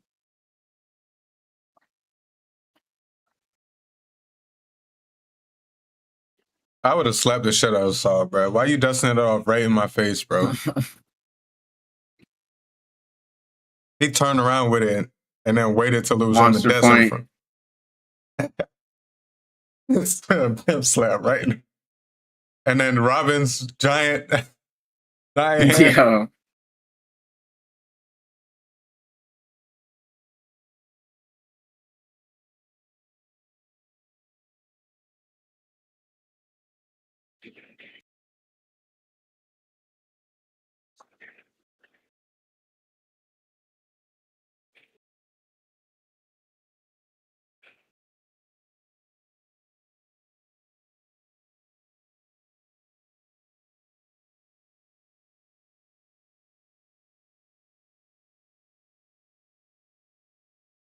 The God of Destruction part, I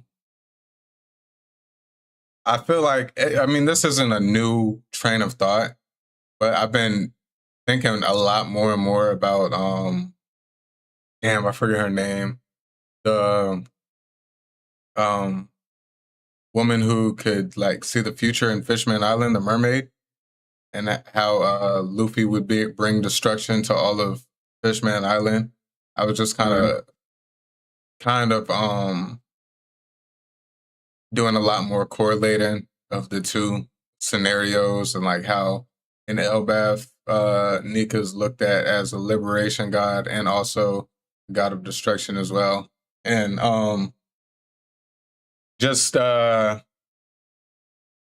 of thinking on like just the potential of the destruction being like the burning down of like the old regime and the world as we know it and rebuilding from new.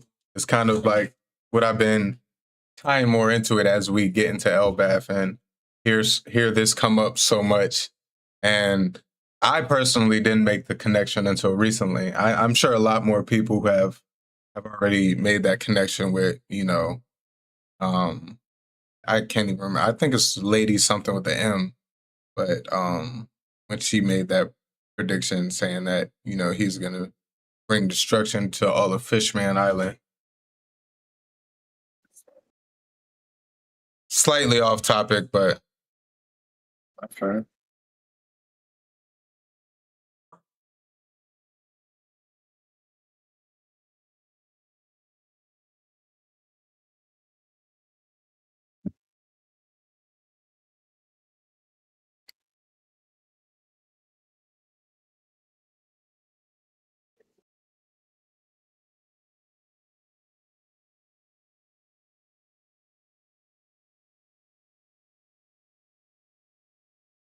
mm,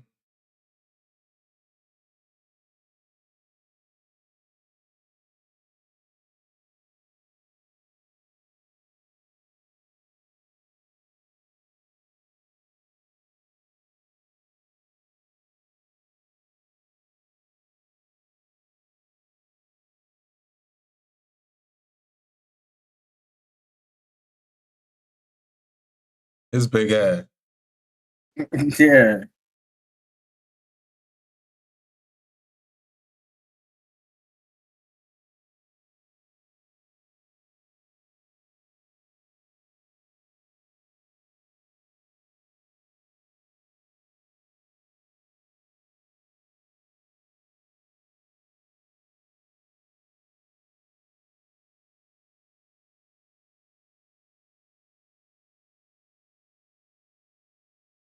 Oh shit.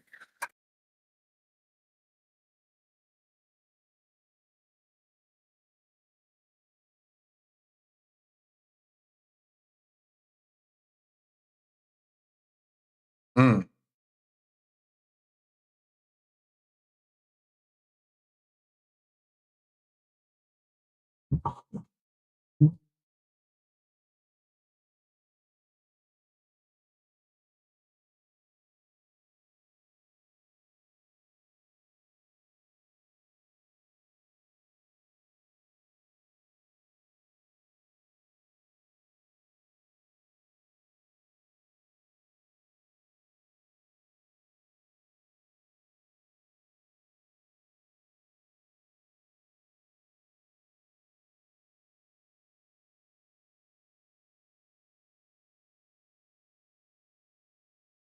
Mm.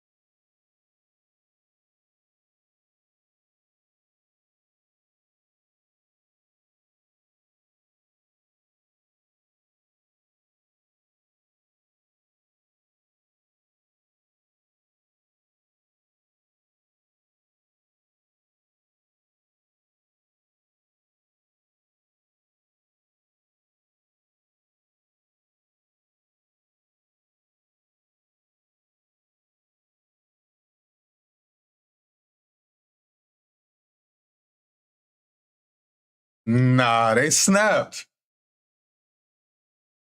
Hold on. That was too quick. That was too quick, man. That was too quick. I got to see this in with my real eyes. So they had Robin reading out the ancient text while they revealed what Frankie was looking at. Man, that's crazy. Oh, man. Looking at this mural, man. I done seen people get this tattooed on their back. Yeah, bro. I'm not gonna lie. That's Some of them yeah, I've been saying live. it's tough. It's tough. it's tough. Like some of them that's been done really well. Like that's very accurate. Yeah. But it's tough. Man, so much to take in. Yeah. Anime onlys. Do y'all understand what we getting right now, man?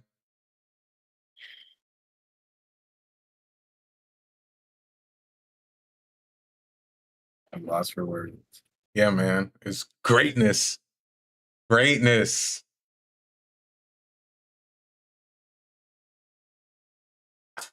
I don't even really know what to say. It's like hard for me to dive in to a lot of this. I mean, just to break it down, we see ancient giants, we see Amet, obviously we see Nika, Minx up here at the top,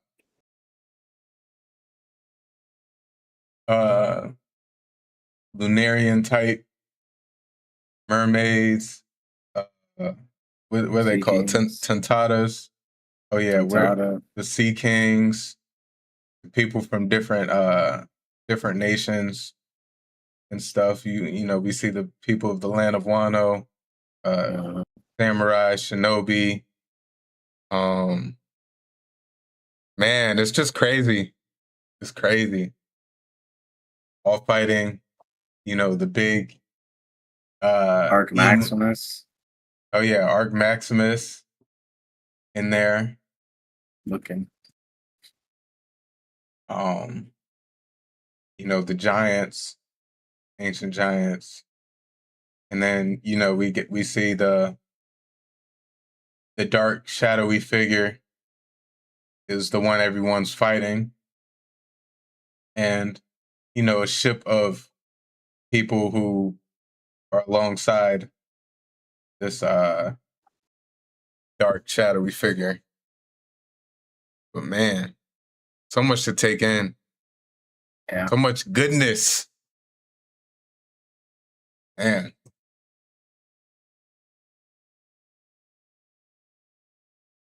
They killed this. Another Yonko, man. Another Yonko episode, man. They did their thing. They did their thing. The rollout of this episode, seeing you know, the mystery around Shamrock a little bit more to start things out. And then we get into the history side of the episode where we're getting revealed all this stuff for the first time. And it's only right that, you know, Robin's one of the ones kind of narrating this last final part. And then we see Frankie being revealed by Ripley, you know, the mural in Elbaf.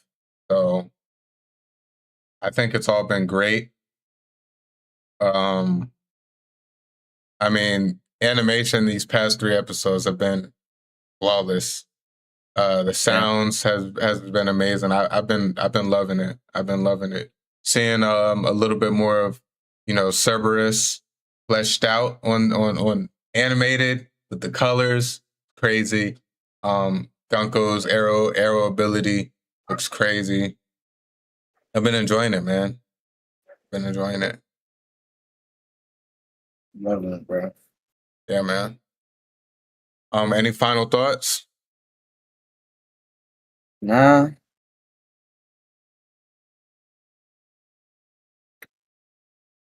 Okay. Fire ass episode.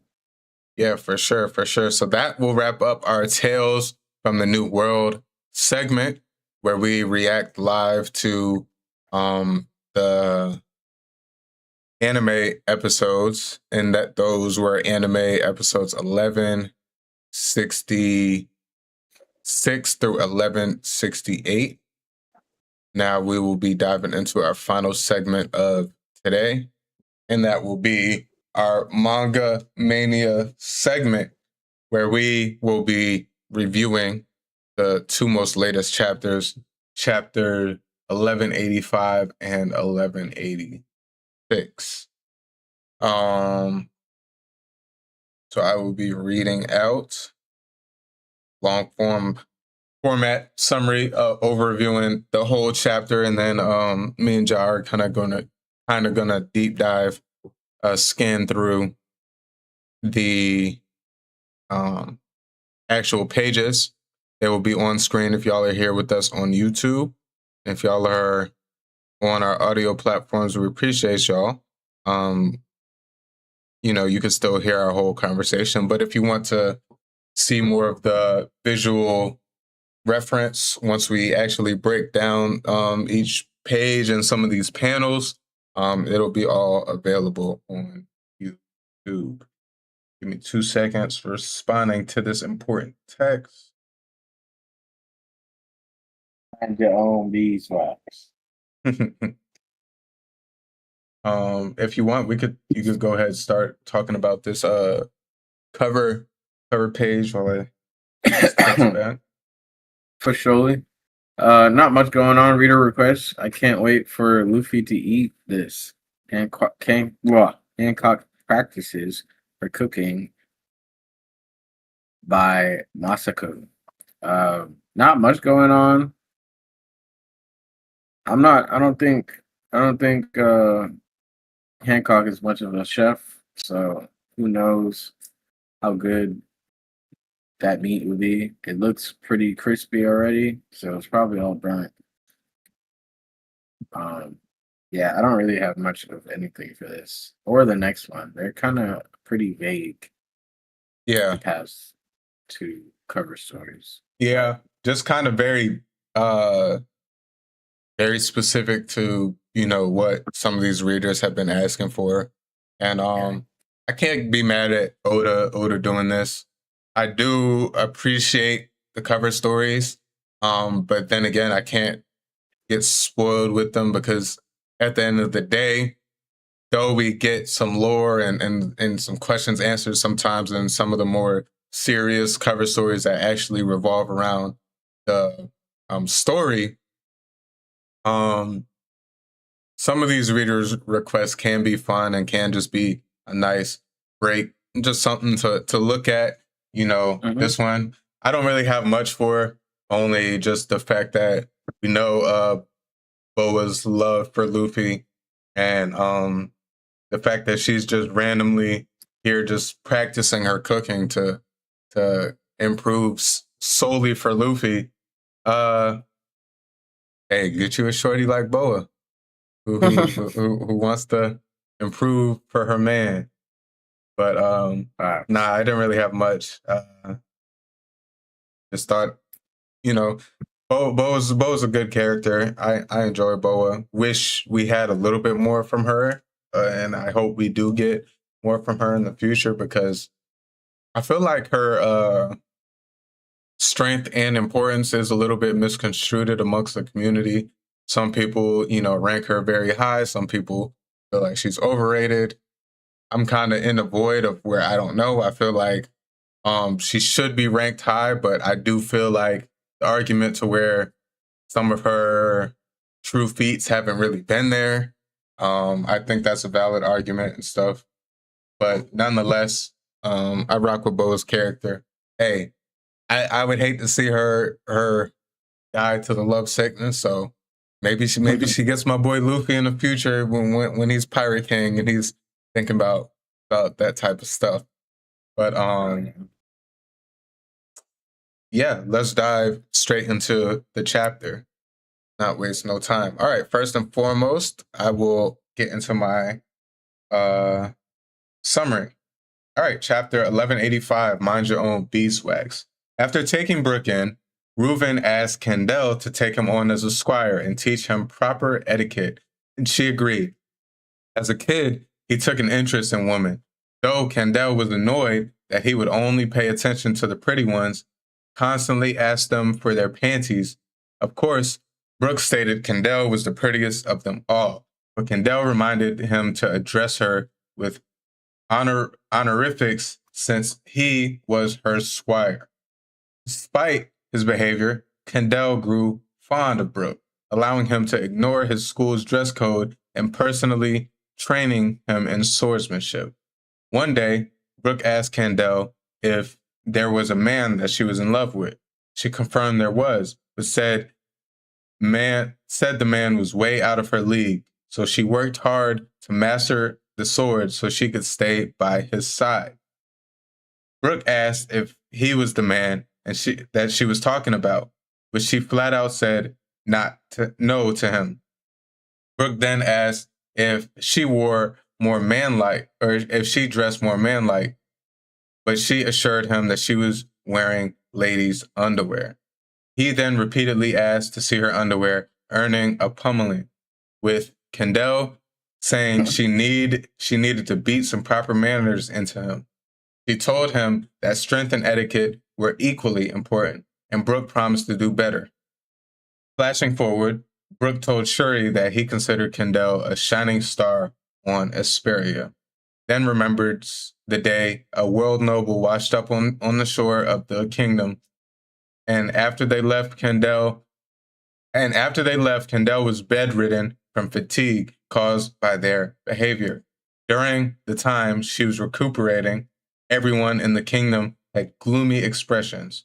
Fortunately, after that, Reuven ascended to the throne and took Kendall as his queen.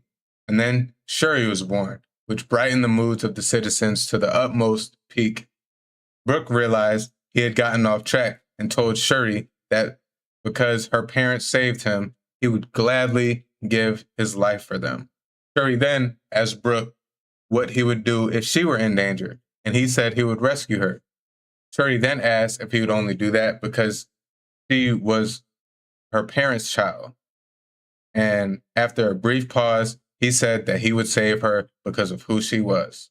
Though Brooke's pause annoyed Shuri, she immediately perked back up when he gave her some candy.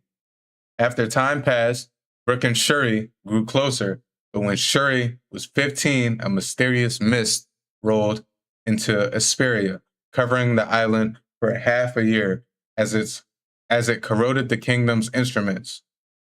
Eventually, the mist turned into a smog which made people sick, and the kingdom lost its ability to sing and play music. The smog ended up claiming several lives, as well as among them Kendall, whose passing devastated everyone. Even worse, without music, the kingdom could no longer afford to pay the heavenly tribute to the world nobles, which left Reuven rather stressed. Still, Brooke and Shuri continued to train and grow stronger, but even though by that point, Brooke had started dreaming about being a pirate, he stated that his loyalty to the king came first. Shuri offered to join him, but he rejected her repeated pleas. Later, Reuven declared that Esperia would go to war with the world government because they could not pay the tribute. The nobles demanded 1,000 slaves as an alternative. Knowing such a fate was worse than death, Reuven declared he would not subject his people to it. And they had 2 months until the government's armada arrived. All the citizens started panicking, fearing the world government's wrath, but Brooke lifted their spirits with his songs. The world government did invade Esperia, and the resulting conflict engulfed the entire country in flames. Brooke and the convoy tried their best to fight back despite being vastly outnumbered. He learned that the enemy had breached the palace and fought his way there. When he arrived, he saw Shuri with demonic features and glowing eyes standing over Reuven's corpse, which also had horns and wings. All the while, a large bird-shaped shadow and an unknown individual watched over the 2 royals. Shuri turned to a horrified Brooke, telling him that the war was now over and he should be glad. Yes, sir. What a chapter. Yeah. Crazy turn of events. Yeah, for sure. Quick. Things were just all so upbeat with Esperia and stuff. Mhm. And the seriousness of the situation really flipped on its head. They strike again. Yeah. World government doing world government things. Yes, sir. Siri, I am not talking to you, bro. She popped up earlier when I was saying Shuri. So yeah, I'm gonna get straight into it. Yeah, let's dive into it. I just thought the Brook banter calls out. He's like going down the line of pretty ladies and calls out the big girl. That's funny. That was something. Skip that one. Yeah, he did us wrong for that. And then we get the first like edition of Brooks' long told joke to see the ladies' panties and stuff. Mm. The least respectful way, as we know, it changes here to come. I don't have much for here. Yeah, I just thought it was cool seeing him lugging around that giant sword that's twice his size, and then he goes, he's like almost 10 feet tall in the future. But, yeah, not much for this. He expresses his aspirations to be in the convoy and not in school based off like the uniform. Right. Brooke always been dripped out since we met him. No This cap. is nothing new. Since a jet, he wasn't trying to be in no school uniform. He was trying to step. Yeah, just on this page, or you were done with these 2 pages? Yeah, I'm done with these 2 guys. I didn't really have much either. Just to piggyback off of you, I thought it was funny when Brooks, made that remark with the woman. Really, these whole 2 pages kind of showed Brooks' character, that he's still always kind of been the same Brook. As we see, he's going through such a traumatic backstory and traumatic childhood. And then he even had, more despair and stuff later in the future when he, was on a separate crew and stuff, to now seeing where he is now and how he acts. His sense of humor has never changed. His personality, his love for women has never changed. And I do like that aspect about him. And, it is very fitting that he's on, the future Pirate King's crew, because despite all the trauma and stuff, Brooke has always remained Brooke. And I love that about characters that don't let their, everyone is a product of their past and the decisions that they've made in the past. But, Brooke being one of the people who didn't really let that conform who he is, because all of these things really could have broke him and turned him into an evil person. And seeing how Brooke is to this day and how he's so, loyal to his crew and whatnot. And, he obviously he still has the panties thing, but like he's still a very respectable character. Yeah. So like being able to see that side of Brooke, and this is just who he is. I really like that aspect. Yeah, this is what you was talking about, the shoot up. Now he's huge, long leg Brooke. No, yeah. Where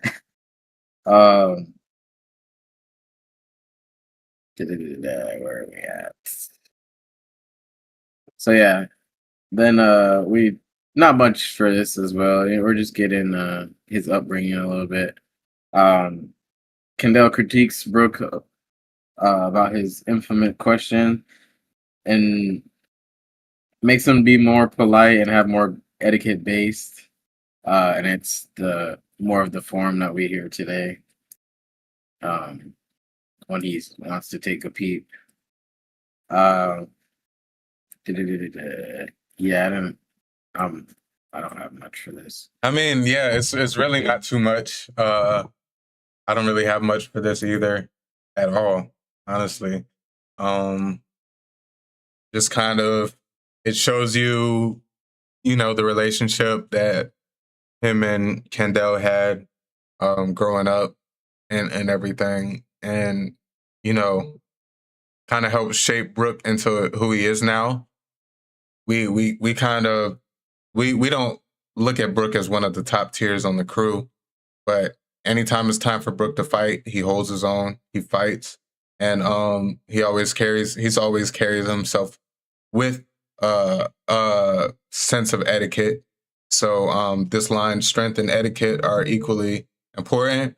That's kind of what we see from him. I guess we see a little bit more of an amplified version with Sanji, but I feel like even with Brook's fighting style, you kind of still see the etiquette, whereas Sanji, yeah, he doesn't fight with his hands, but he's still a brute and an aggressive fighter, whereas Brook is a very eloquent fighter, very,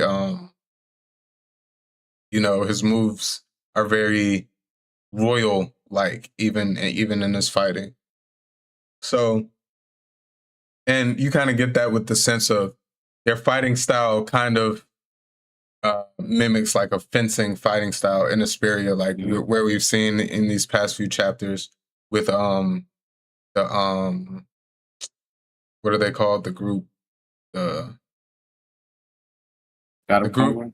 Yeah, the battle convoy. We kind of see a favored fencing style amongst them. So that's kind of like the fighting style, the battle technique of Asperia. And I think fencing is a very adequate way of fighting. So I think it all just kind of goes hand to hand. But I didn't really have too much here either. Keep it pushing.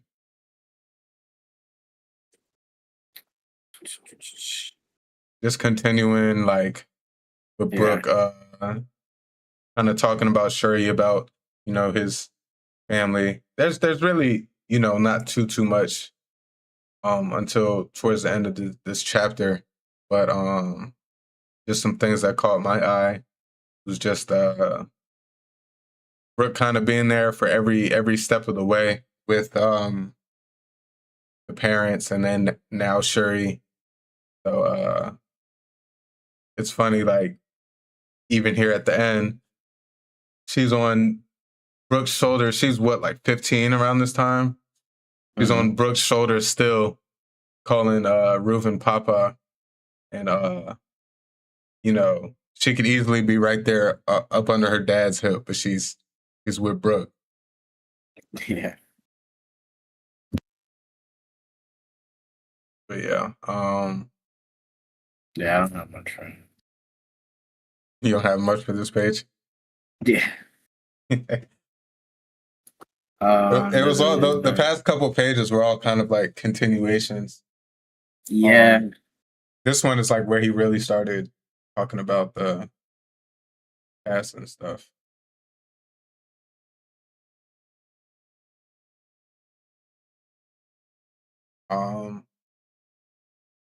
I feel like the more and more I look into Brook and Gunko's, or Shuri / Gunko's relationship, and like seeing how infatuated she was with Brook, I can't really blame her at all, because she just got that impression from being around Brook so much as a kid that that's what she gravitated to and like started to fall in love with. But and I mean, respect to Brook for how he carried himself amongst their whole relationship, but it definitely gives me more of like, I won't say father figure, but definitely older brother looking after his baby sister type vibes with their relationship and whatnot. And especially at the end of this chapter, I can only imagine the things going through his mind and stuff. But diving into right here when he starts diving into the flashback of when Asperia lost his music and stuff. Did you have any thoughts there?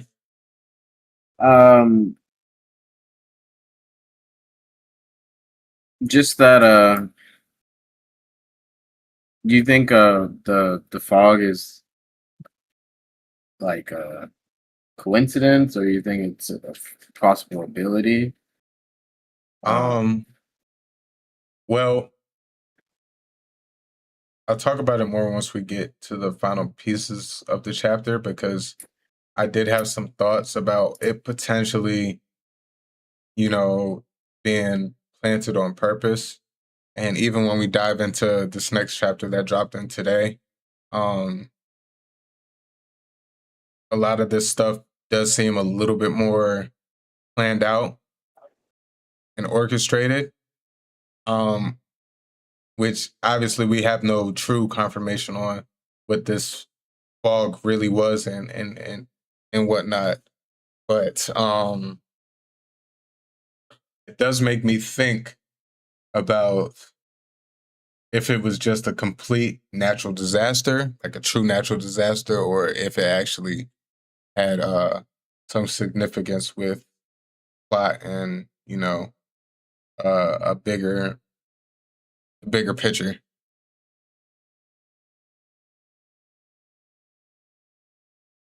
Yeah. Spears loses its music. The fog had destroyed the economy, and then shortly after, Kendall even passes away. Didn't see that coming. I was on the fence of like her being like a double agent, possibly. Seems like that's out the window. Yeah, yes and no. We got some more to talk about as we get into today's chapter, but which I mean, it's still all headcanon and speculation, but I have some things I wanted to bring up. But yeah, like it kind of like I see what you mean. It seemed like she was supposed to have a very important underlining role, and she just died from this like disease, like this Yeah, fog that comes. my bad. I meant to touch up something on the last page. Yeah, go ahead. Let's talk about I it. didn't realize. I assume those are the government ships rolling in at this time Um, when it in this when in Asperia when it lost its music. uh, I don't know. I didn't know what to think because it obviously I don't see any logos or anything on the ships. Yeah, I wasn't sure if they were just like Asperia's ships that are just docked on the outside. Um, I didn't think potentially it could be government because I mean um it could be because this very next panel they're talking about how they couldn't they make can't pay payments. anymore. Yeah, So yeah. I mean, I think that's a safe assumption. Um, I just wasn't sure because the fog is still there, like at the time, and they. So I just wasn't sure about timeline wise, and I didn't really know if I should look like take that as a significant detail or just assume that they're just regular ships on the coast of Vesperia. But that's a good call out. It could potentially be world government. yeah. So she's out of here. Mm. And Who would have thought? everything's getting so bad in Asperia that they can't pay the tax anymore.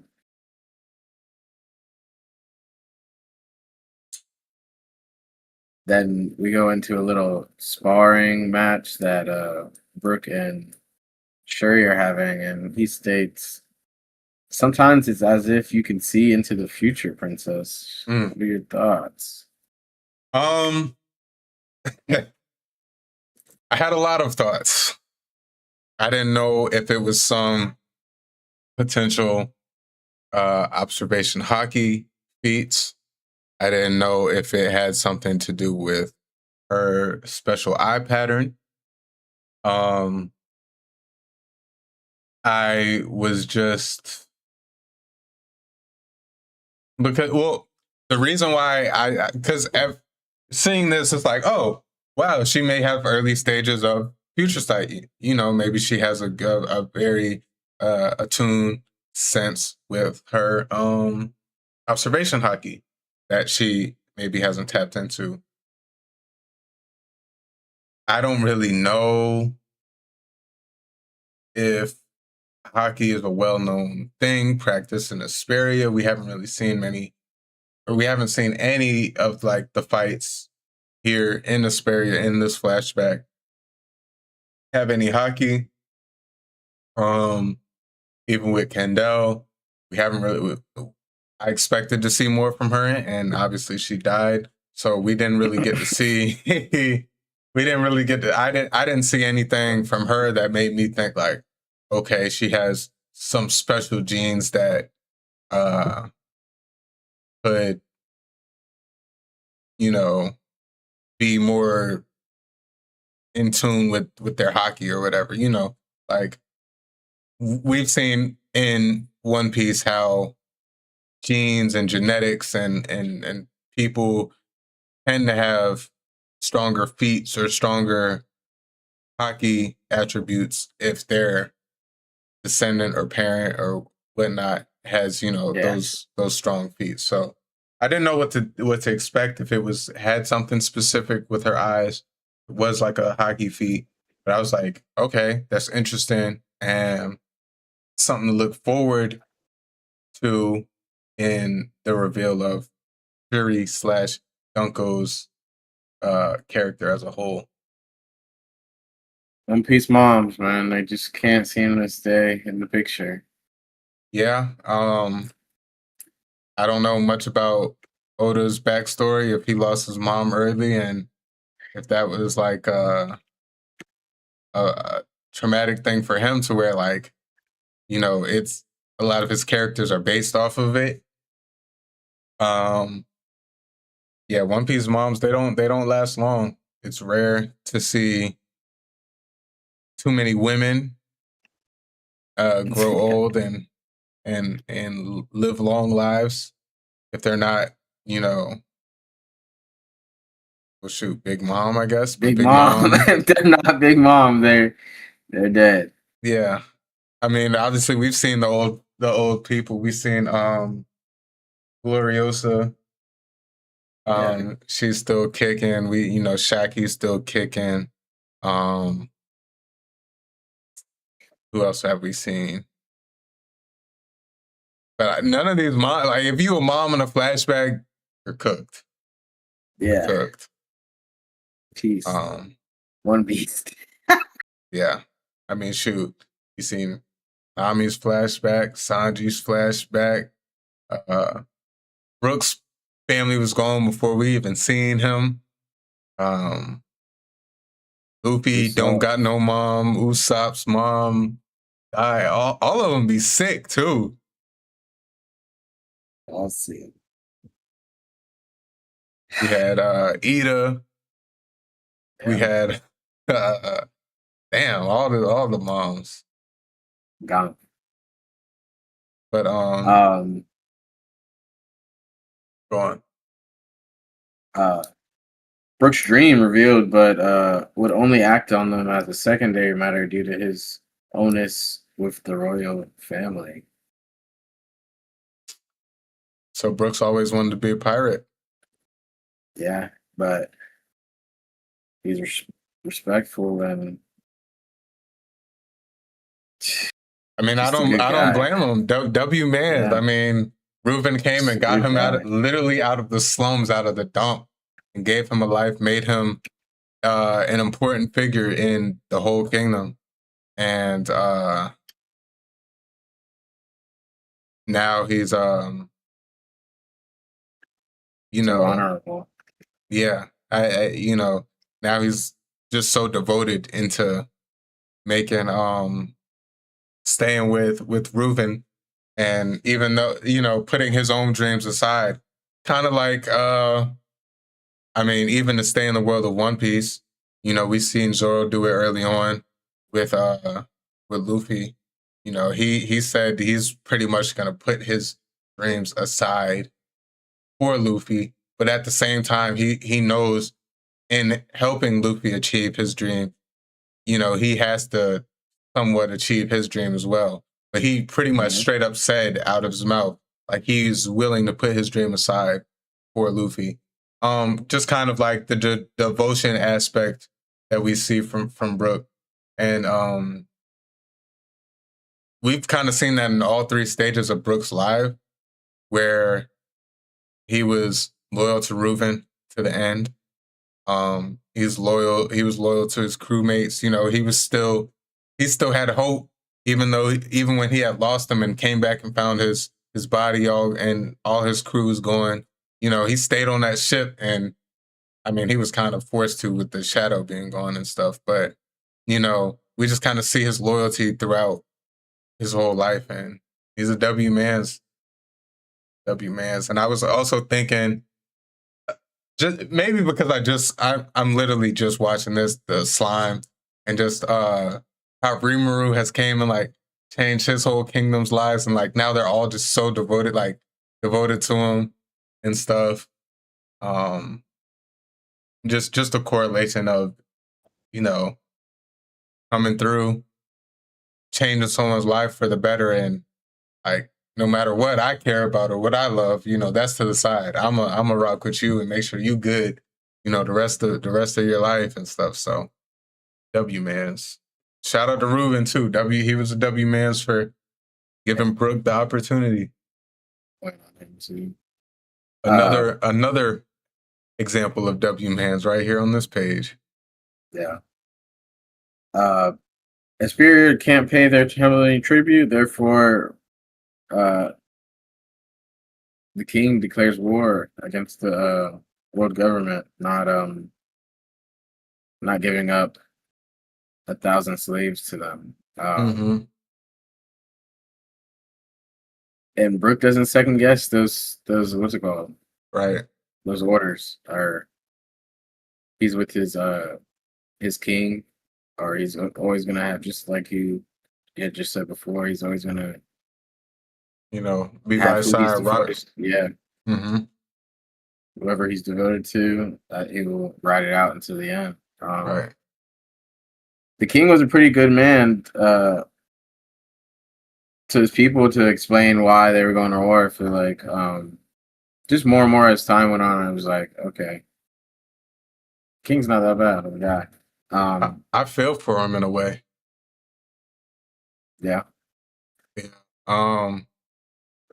Just being the weight that he has to bear as a leader and making these decisions.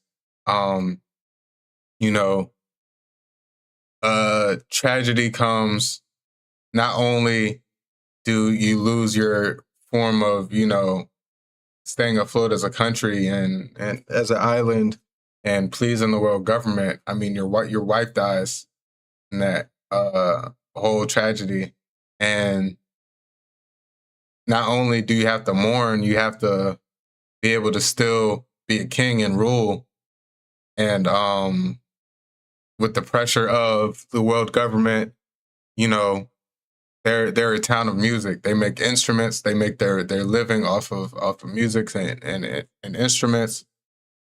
The fog kills hundreds of people, destroys your only means of making your money, and then you have to deal with the people who are coming and demanding money from you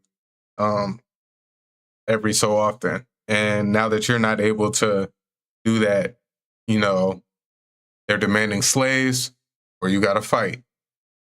And yeah, I just feel for him. I mean, I can't imagine what he has to deal with and bear as a king. And you could tell his heart's in the right place, but he's just been dealt a bad hand. Yeah. Moving forward, after the announcement of going to war, the people of Asperia kind of in an uproar. We got a lot going on. even then, people are talking of countries getting wiped off the map. Yeah, who have opposed the world government in the past. Yeah. So it's crazy that the news has gotten out, and of course it's in the West Blue. Like Emu hates the West Blue. It's pretty bad already. As we know, he has right to feel some type of way about the West Blue. Like, dang. Yeah. Yeah, I was just kind of piggybacking off of what you were saying, and just like how word has traveled, and I'm sure there have been rumblings of stuff in the past, similar to when we've seen Lelouchia get wiped out, and just kind of the whispers about that fresh after it happened and stuff. So I'm sure, it's definitely a fear in like a lot of these common people's hearts and minds. Being able to see Brooke not really get, worried or falter, and just think about trying to cheer up the people. He's like, hey, we got nothing to lose. At the end of the day, we might as well sing and have a smile on our face. Yeah. Brooks playing some music with a nice Yeah. with a nice little instrument in his hands. Is it like what's going on? He mentions he knows a story, and he goes on to list some nations that have fought off the world government in the past. Talk I thought about that it. was huge. Full of samurais and warriors and towering giants. So watch out for all of them. Give them a little bite and they'll be weak in the knees like they're running from a swarm of bees. But before he says all of that, he says, where the boss don't want to go. What was your depiction of that? Obviously we think of Wano, we think of Elbaf, but as a whole, that verse, might you say, from Brooke, what did that mean to you? Where the boss don't want to go. What were you thinking about? Were you thinking specifics when you read Boss? I was thinking a few different things. I honestly didn't even pick up on it, boss. Someone calls somebody boss a lot. But I'm not sure if it's a straw hacker. But I don't know. I went straight to just the mention of Wano and Elbaf. Yeah. Well, I had a couple thoughts. I didn't know whether boss meant like the world government, because clearly they haven't left. Like he hasn't left Hesperia. They haven't left Hesperia, so they don't really know. But obviously, word travels, and there have been stories of these islands and stuff. And I mean, at least from what we know, these are islands that aren't associated with the world government. The rumored ones that he said, was full of samurai, warriors, and towering giants. Elbaf and Wano are both two unaffiliated countries. So I didn't know if it was like that was kind of like a tale from like the world government's point of view. Yeah. Or I could have thought, I did also think he maybe could be talking about Reuven, and like, I don't know if in the past, it's been brought up of branching out or seeing other islands and stuff, because these are, everyone's doomed and everyone's worried about what's going to happen if you're unaffiliated with the world government. And then he just so happens to say samurai, full of samurai and giants, where the boss don't want to go. Give them a little bite and they'll be weak in their knees like they're running from a swarm of bees. I was thinking like maybe, you know, the world government has tried to invade Elbaf, has tried to invade Wano, give them a little bite, they go run. You know, they can't. Those are two places where they can't. So I think he was kind of trying to, in my head, maybe like trying to boost the spirits and say, we could be like some of these countries that can fight back, and, you know, we don't have to come to what the world government wants. That's what I kind of thought of it. And then my mind also, like I said, went to Reuven, and maybe he, like, Reuven wants to keep everything within Asperia or something. But what I was leaning towards was this was like a song about the world government and, you know, the unaffiliated nations that oppose the world government. Oh, yeah. But yeah. But yeah, did you have any more thoughts about like that song that Brooke was singing? Nah, that's all I had for that. Yeah. Yeah, those were I just thought that part was interesting, and I almost glossed over it until you brought it up. That happened there. But yeah, let's.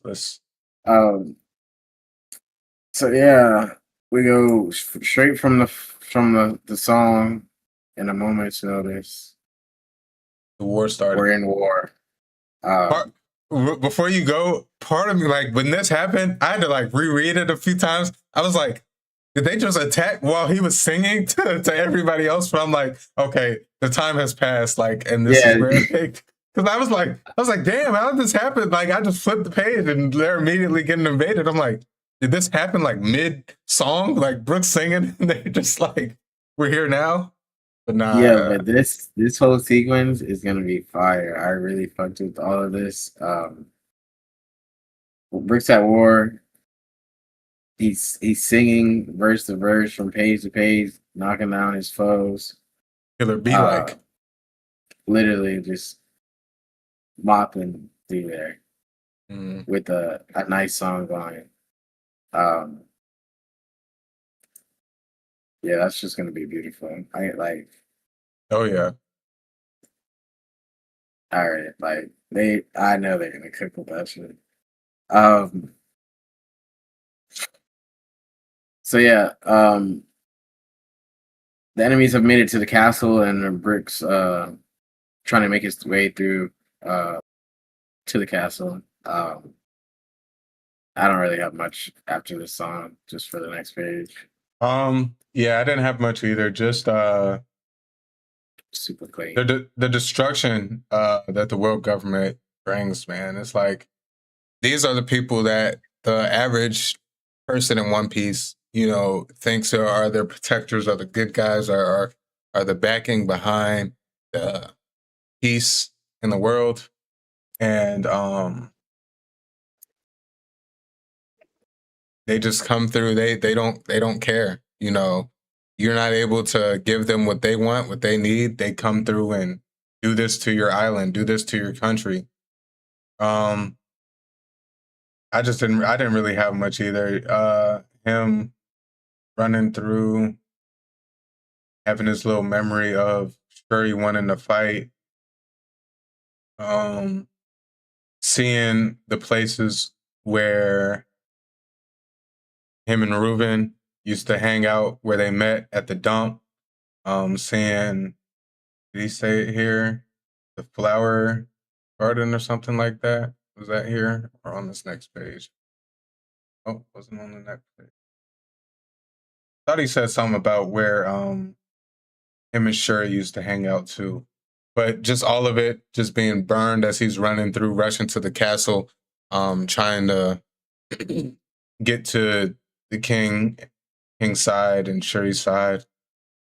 I'm sure obviously at this point he's in charge of the battle convoy, so he has to, you know, be at the front lines and there. But I was a bit torn because I was like, you would think Brooke of all people would be, you know, right by the king's side and Shuri's side in all of this, but also at the same time, like, I do understand. I guess that's kind of like a position I would expect if Kendall was still alive, and she would probably be on the front line, and then Brooke would be more of like a specific bodyguard to the king, and stuff. It's just not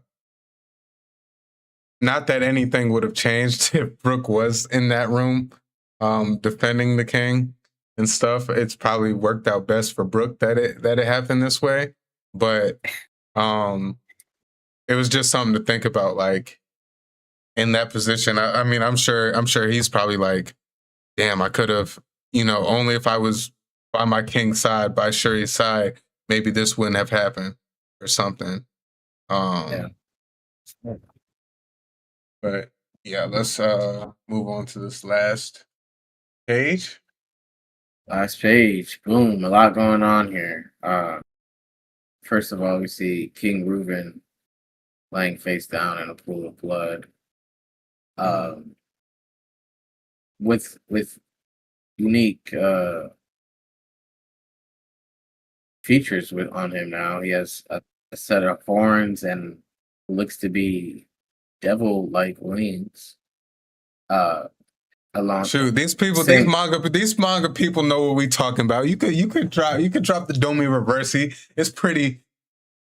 Seems to be, yeah. We've had a case of the Domi Reversi way back when. Gunko's fully turned with the blades or tops on the ground, and we see a giant looking Holy Knight member, and what seems to be the Itsumare Marcus Mars. What are you doing in Asperia? That's the same looking cloak that we got on Egghead and in the throne room when Sabo was doing his game of tag. Yeah, man. Kind of gives me like just flashes me back to God Valley a little bit, and we've seen Saturn and Emu possessing Saturn, and how that took over his body and stuff, and he was dishing out Domi Reversi that way. That was obviously my first thought. I'm very intrigued to wonder or to see how this scenario really played out. I'm a little bit unsure on what the need of Reuven being Domi Reversi just to be taken out. Maybe it was a test. Maybe it was a test for Gunko. Maybe I don't know. Can't imagine what's going through Brooke's head when he sees all this. I couldn't help but think, especially at this time, this Holy Knight unknown figure resembles Shiryu of the Rain a little bit.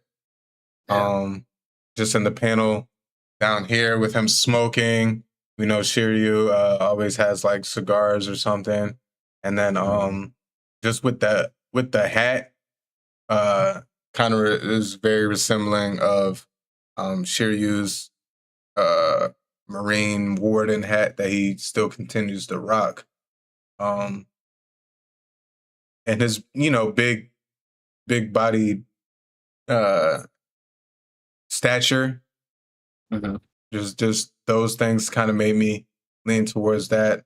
Obviously, Mars, right?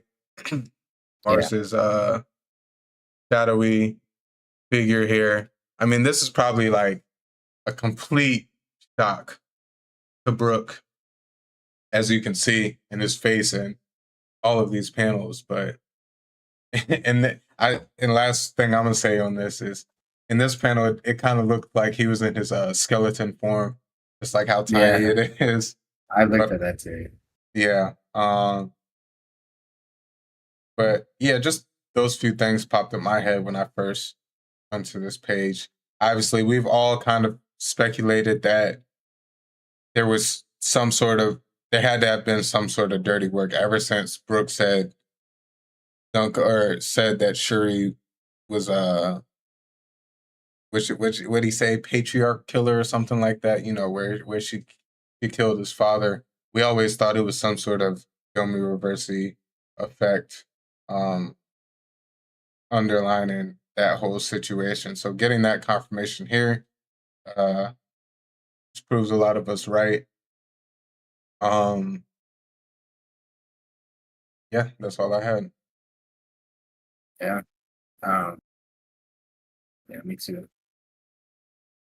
Gunko does not seem to be acting herself. Not at all. That's all. Yeah. Not at all. Yeah, that's pretty much it. There was a lot. Can't say I didn't expect, like, when I turned the page. It was just a lot more than what I expected to be going on. With this mysterious figure in the background, Mars's shadowy figure, and everything. So, yeah.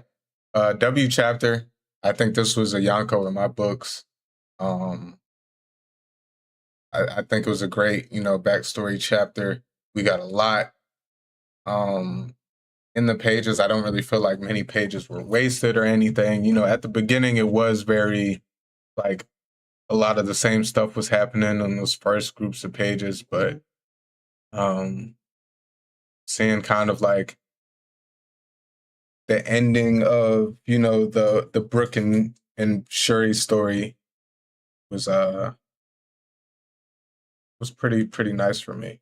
So I think I'm gonna give it a Yonko. Surely. What about you? I'll give it an Admiral. Admiral? I was kind of thrown by the way Kendall got treated. But Yeah. it's cool. Not much was like, I feel like it was just not enough details there for me, but it was overall a good chapter. Unexpectedly ending like this. I get you, for real. I got on the Kendall part, that caught me off guard. I thought she was gonna have a much deeper role in this, and not kind of be passed up, because I think a lot of people in the community, I think a lot of people like Kendall so far, like what we were getting from her and who she was becoming as a character. I do think a lot of people liked her.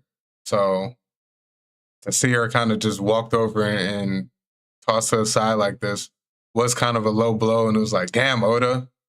I thought, we thought she was going to have more importance. And now as we get into this next chapter, wrapping up today's episode, we'll kind of see that it was never really her that was important. But, we'll get into it. Let's dive straight into it now. Sorry. We've had y'all here for a little bit now. A little bit of a longer episode, but I've been enjoying myself. All right. Well, let's get into our final chapter and our final part of today's episode. It will be chapter 1186 that dropped earlier today. This title is One More Time. And before we get into the chapter, we have a reader request that I personally liked. I thought it was cool. I don't have much for it, but I did like. It is Loki secretly drawing a picture of Ida, and Ida secretly enjoying it. I like this picture because it's crazy. We just watched this episode where these were the same animals that Gunko and Shamrock murked. That's crazy. But like that wolf specifically, I'm pretty sure it was the same wolf with the blue mane or whatever. But yeah, I just think I think that was crazy. But you said what? And the snake and the lion. Yeah. But seeing Loki there with the friends he made, the beast friends that he made, drawing a picture of Ida as his mom at such a young age. Especially when we were getting the flashback, Ida was at this time we've seen a lot more of Ida being rejected by Loki in public, and to her face and stuff. And we do know how Loki felt about Ida by the time of her passing and stuff. But obviously he was a lot older and stuff. But seeing that he still felt this way as a kid, even though he was very openly, rejecting to her, it was cool. And I know this was a reader request, but I do hope that this was very accurate to how things may have been, because Canon to me. Yeah, and I just love Loki's character so much. I do feel like, his just being so misunderstood. It was just amongst his community and Elbaf. Things like this show me, like, put warmth in my heart to see that, he's not as cold-blooded as everybody sees him. So I like that. Did you have any thoughts on the reader request? No, you summed it up. I just, in my eyes, it's canon. I hope Facts. they had a moment like this in their time. Yeah. Mm-hmm. I didn't expect those creatures to get murked like that today. Yeah, it's crazy. It's crazy how that happened. And I guess last thing, but I like this for Ida. Even the whole time, like, we seen Loki disrespect Ida, like say mean things to her, and she smiles and still like knows that there's love there between her and Loki. And it's moments like this that I hope, like you said, it's canon, that kind of is the reason why Loki could say all these things to her, but she sees things like this that's like, I know you love me, and I know you know I love you too. So like, I do like that aspect. But let's dive right into the summary. All right. Brook overcomes the shock from the sight in front of him and immediately runs to Reuven's body, demanding a medic to save him. Unwilling to accept that he has perished in front of him, and he hopelessly begs him to hold on until then. One of the individuals, who turned out to be Emu possessing Mars, closes the door and admits this was an inconvenient time to be interrupted, as Shuri tells Brook that Reuven is gone. Brook gets up and draws his sword at the other individual, demanding to know who he is and what he has done to Shuri, as he wholeheartedly believes she would be incapable of such an action due to knowing her from the day she was born. However, Shuri then tells Brook something that, according herself, she just found out now, that she herself is a child of a world noble, and that Reuven was not her biological father. Brook refuses to accept this and calls her Reuven's rightful heir, but Shuri states that there is no proof that she is his. And because of that, she feels she has wasted 16 years of her life living in ignorance of her heritage. In addition, Shuri reveals to Brook that Reuven lied and about the slaves the world nobles wanted. They really wanted her. And as such, Shuri condemns Reuven for letting his people die for only one person. And the reason why she killed him to end this fight for good, even though this will mean Esperia will become a lawless wasteland. The other individual, who is revealed to be a knight of God named Manmayer Guru, speaks up and says he remembers Brook as Candel's squire. And when Brook sees Guru's eyes, he sees they are mismatched like Shuri's, revealing him to be her biological father, which causes Brook to fall back in shock. Guru states that he would normally not come all this way to pick up a child, but according to his According to him, bipolar irises are extremely rare and valued by Imu. He also begins to say that he himself was unable to awaken something, but perhaps Shuri can, though Imu silences him before he can say any more. Guru tells Shuri to make it quick, and she approaches him with her sword. All the while, Brooke begs tearfully that this is not who she truly is. Shuri shuts him up, stating she owes him nothing, that she no longer needs him, before driving her sword through his head and leaving with Guru. Fortunately, Brooke survived, as the sword completely misses major arteries and brainstem, so the damage was relatively minimal. Brooke, however, asks his men who found him where Reuben is, and though they were hesitant to tell him, he insisted in knowing the truth, to which they solemnly tell him that they lost and Reuben is dead. They also tell him that they saw Shuri leave on a government ship and that several citizens have fled the country. But the image of Reuben's death and Shuri's betrayal left him devastated. His story finished, Brooke tells his crew that back then he did not know devil fruits existed, and he was so horrified by what he saw that day, he made himself believe it was a hallucination from the shock of it all. But after seeing their own allies be transformed into demons, he has begun to reconsider his memories of that day. As such, Brooke asks his crew if it would be okay to put his faith in Gunko being a victim in everything, and if they can help him save her. Without hesitation, everyone agrees to help him and start brainstorming in ways to free Gunko from the ice, but Brooke just takes off before them all. Back with Luffy at the Walrus School, he has finished his feast and regaining his strength and takes off to rejoin the fight with Loki, who is still struggling against Imu. Loki calls out Imu that he is fighting dirty by taking children hostage, but Imu reveals to Loki that 800 years ago, the giants once lost a battle by saving children. And this is precisely why he chose to target them. Loki is confused by Imu's words as he continues, explaining that the nature of a race cannot change no matter how much time passes.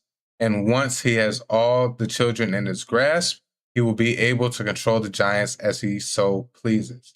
Loki demanded to know what Imu is talking about, but Luffy suddenly arrives and punches Imu square in the face, demanding he get out of Elbaf.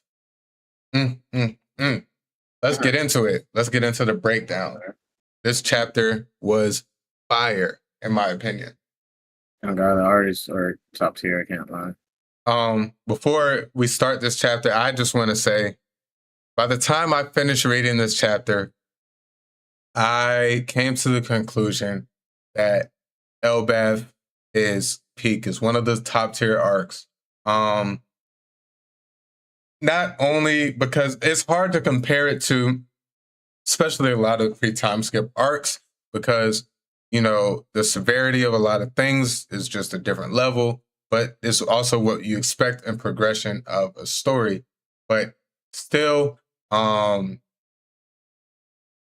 like getting the flashbacks we've gotten, multiple different angles, multiple different perspectives, multiple different time periods in these flashbacks, you would think, oh, too much is going on.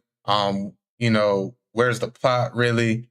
Oda has done such a good job on keeping this thing on a straight line, but we're still getting so much information. We're still progressing at such a good pace, in my opinion, while still getting these flashbacks that are really filling in a lot of gaps and questions for us that we've had, that I feel like as a community, it would be unfair for us to be like, oh man, we just had 3-4 weeks of just Brooke's backstory and we're in the middle of a Loki and Imu fight. Like, no, it comes to bridge the gap, and now Luffy's right there at the end, like the backstory ends, Luffy's here in the fight. I mean, I just feel like it's the way that this is being strung out, this arc is being just being done so well. Just the different layers and levels and important that we're getting amongst this whole arc. It's up there for me. It's one of the top ones. And when I was reading this chapter earlier today, I was like, yeah. I said it's confirmed in my head. I really do feel like he has to close it off and he has to finish it the right way. But so far, this is a top tier arc, man. I just had to get that off my chest. For sure. For sure. One more time. So yeah, we get the intro. Still crazy war going on. Brook is kind of like still processing everything in a daze. He calls for a medic, and he as he tries to get his brother up. We get he through the motions through and through. Brook is like going through everything. Like he gets a flashback of him and bro coming up together. But before I move on, I don't even think I noticed this earlier. The Itsumare now has Imu conjoined with him, like we've seen Saturn. And I don't think I can saw that earlier, but yeah, I noticed it earlier. Obviously, it wasn't in the chapter before. Like it was that part of it was cut out, but maybe that was there the whole time, and we just didn't see Imu on top. I did notice that when I was reading earlier though, and I thought it was crazy. I don't want to get too far ahead of where you are, but like even moving forward, like he directs his attention to who we find out is man Mayor Guru, and it's just like, do you not like? I understand he's the direct person behind Ganko Shuri at this time, and you assume he's behind it, but like everything that's right here to your left, like, is that not a big like woe to you as well? Like you're more so just worried about the person. And what'd you do to Shuri? I know she would never do this. Not the giant black figure that's possessed. I don't know, but yeah, just him being in a daze. I mean, like he said later in this chapter, you can only imagine, because it's not like I don't know a good example. Let's just say Jinbei, where he's at in life, he's seen a little bit of everything, and he seems to know a lot of everything. Let's put him in this situation. Like it's still just as shocking to run into all of this stuff, to not have any knowledge of devil fruits, that which is a very big part in the world that you live in. Obviously, I guess nobody on that specific island had any devil fruits, which isn't uncommon. We've been to a few islands like that, but no knowledge. Like you've heard about stories of samurai, of giants, and certain things like that. To have no knowledge of devil fruits and this be your first kind of introduction to it is the craziest thing. So I like every time. We've gotten this specific panel a few times within this chapter and last chapter, and it's like I feel like, to me, it's just such an emphasis on the shock and the state of confusion that Brook is in this situation. Without a doubt. You can go to the next page. I don't really have much for this anymore. We get we get Imu teleporting away.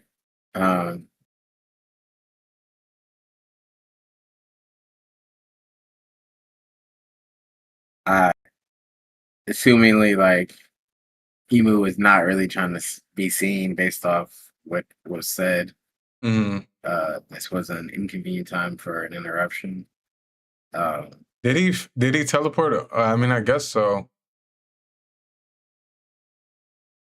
Because he still talked later in the chapter, like when he shut Guro up for talking too much. Yeah, but I but guess I thought that that still was could be through the covenant. telekinesis. Yeah. That's what that. I mean, that's safe. I didn't. I guess put two and two together that he probably faded away here in this scene. I guess I didn't think of it. Keep going though. My bad. You're good. And already, Shuri's not even recognizing King Reuben as her father anymore. And Brook is extra taken aback. He even ups his sword to the Mayor Man. Or yeah. The fucking Holy Knight. I said his name already too. No, yeah. And Brooke absolutely crashes out.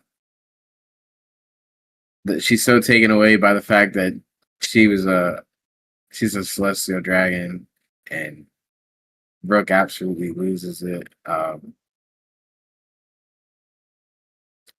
Questioning where all her morals have gone, and she tries to flip it back on him because supposedly the deal was for her to be handed over, and not, or that was like, not that the was 1,000 people. Mm-hmm. And it's completely dragging her king or her old father through the mud. Yeah. I don't know if after last chapter 2 weeks ago, if you heard some of the talks amongst the community. A lot of people was talking about the state Reuven was in after, like it was visible, like Reuven had this stressing look even right after the Celestial Dragons visited, even before Kendall died and stuff. And a lot of people was already assuming that Shuri, aka Gunko, had no real biological ties with Reuven. I was seeing a lot of speculation then, and see that kind of be confirmed here. It's like you then look at how Reuven's character was ever since Shuri came along, and he probably knew deep down inside that this was a child of the Celestial Dragons, and he probably kept it to himself in a very similar situation to like Kuma, where you're just accepting accepting that in your child and stuff, because the Celestial Dragons, world nobles, are so disgusting, and they do stuff like that. So it kind of does go to show that the speculation about Kendall being taken advantage of by a celestial dragon and having the baby through that process and not being Reuven's actual child. Obviously that was revealed to be true.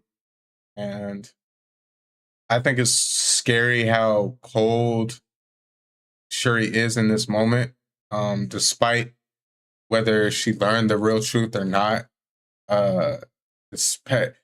Whether the fact that you feel like you've wasted the past 16 years of your life when you were one of the most loved people on the whole island, and the people actually treated you as family, is wild. I was a bit torn with the Reuven situation. As a father, I'm like, okay, I respect you, Reuven. Even if they did tell you, hey, all we want is your daughter, and we're good. Like, he went to war about that, and I respect him in that aspect. Also, at the same time, it's like Kendall is already gone.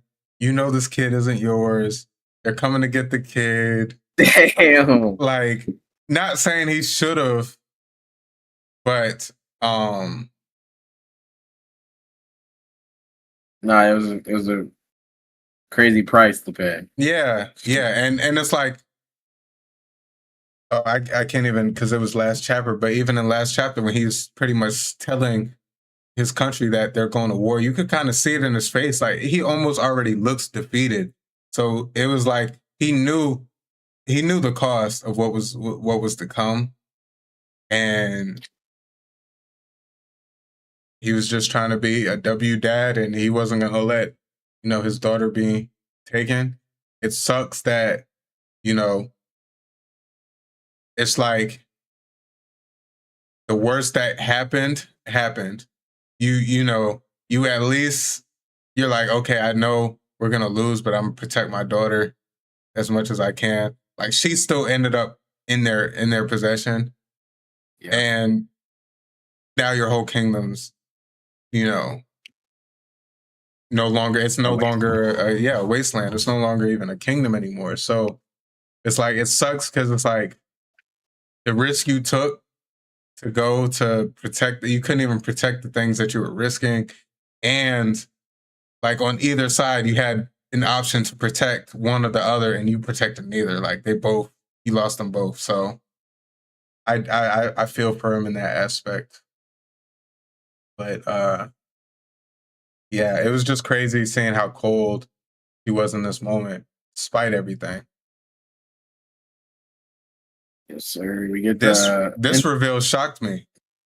Yeah, we get the intro to God's Knight, Man Mayor Guru.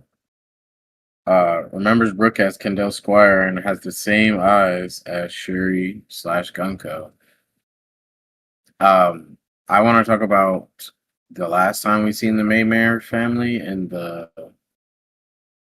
Celestial hunting game on God Valley. God Valley, yep. We were shown a couple members, and all of their eyes were covered at that point. I didn't even realize.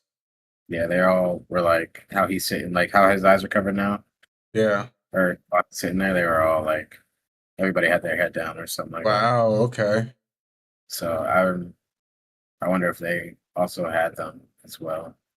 These eyes.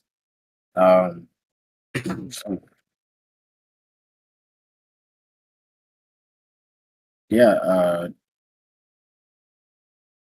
I guess I'm gonna keep going. We go straight into the explanation of the main mayor eyes, the bipolar irises, and that they're an extremely rare trait, and the Great One desires. But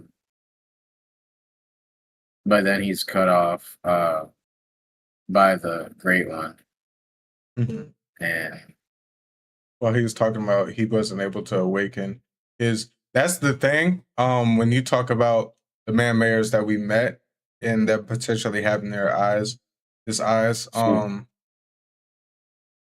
so did none of them awaken? Probably. And maybe Gunko eventually was the one who was able to. Another thing I was just thinking of is well,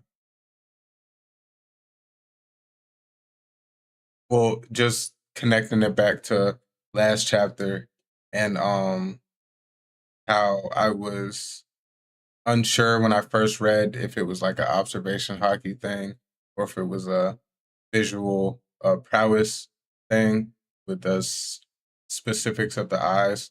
It just makes you think more. It could still be just an observation hockey feat that was specific to that time, but it's hard to believe that Oda would kind of throw that in there. We move past that, and now there's some sort of waking ability that comes with the bipolar irises and stuff that we seem to not know of that could potentially be, important, that makes Emu want that trait so bad. It almost also makes me think of Pudding and the 3-Eye Clan At first I was like, oh, could the special eyes maybe read the ancient text, read poneglyphs? Then I'm like, no, that would be too much like Three-Eyed Clan, and like not everyone being able to awaken that ability. That's pretty much like a copy and paste of Three-Eyed, because we know that even with Pudding, it's not even a guarantee that she will be able to awaken her the ability of, that special ability. So obviously I do think it has something to do with something different. I'm just unsure as to what it could be, because like can't be any, I don't want to group it in the same category as Future Sight if it is something different, because I want the Future Sight users to have that special to them. But it just makes me, spiral with thoughts of, what this potential awakened power of the bipolar irises can be. Zoro has it. Wow, that's funny. That's funny, because I was thinking we were talking. When were we talking? That wasn't this episode. Nah, when were we talking? When we that was this episode when you said, oh yeah, while we were watching the anime, and you said it's just gonna open his eye. That'd be crazy if he had a different iris, like all of a sudden. But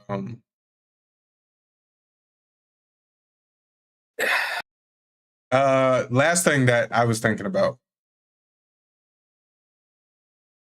Man-Mayor Guru. I wonder where he is now.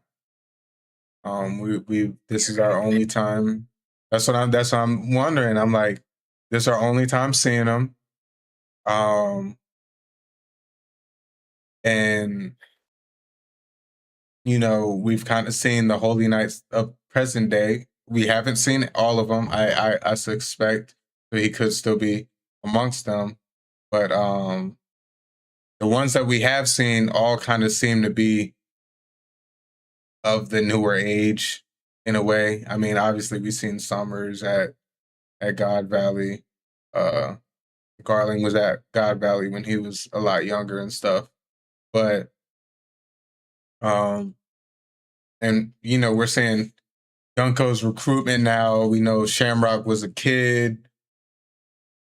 So all of like the newer, and then Killingham was a new, like we didn't see him in any flashbacks. We only seen him in the current day. So it just makes me think of, someone like Saint Man-Mayor Guru, and where he could be. And if there are other people of this time, who have lived longer, that are still amongst the ranks of the Knights of God. Thinking that boy got put down. Isn't that Saturn his hat? Cell? Isn't that the? Maybe, probably. His hat. What were you saying? My bad. Isn't that Gunko's hat now? I know. Like does she have? I don't think she has the. Is that his hair? I guess that's his hair. Yeah, I think it's hair. Yeah, that's hair. So yeah, the hat's the same. I'm not gonna lie. I noticed that, but I thought the hair, for some reason, I was thinking it was a part of the hat. So I wasn't really making that connection. But yes, that is Gunko's hat. Yeah. Yeah. Before I was, I thought that was like a part of it. Roger and them boys put them boys down or something.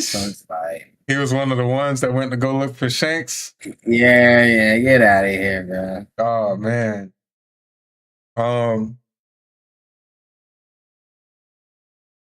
Just last on this page, just this little chilling statement, not that. Oh no, not that piece. Right here, where he was like, "No, normally I wouldn't come back to a backwater like this just to recover a single measly whelp." Like he's still talking about his daughter at the end of the day, and like, sure, he's there listening to this on his side. Like, that's not my father, that's his. And he's like, I wouldn't even have cared to come get her. if it wasn't for Emu wanting her. But See. yeah, just God's Knights being God's Knights, Celestial Dragons being Celestial Dragons. This is not off topic, but I was doing more thinking, and just to clarify,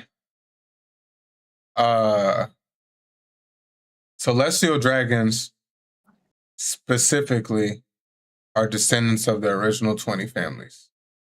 Uh-huh. That's clear. World Nobles aren't considered Celestial Dragons, but they're still world government. They're Celestials. It's the same? Yeah. Okay, I thought I Celestial Dragon, the same thing. I'm gonna send you once we get off the pod. There was something that I either read or seen. I'm gonna look it up and I'm gonna send it to you. That was differentiating the two, World Nobles and Celestials. They said there's a specific thing that makes them different, but I was like, I thought it was just interchangeable, Celestial Dragon and World Nobles.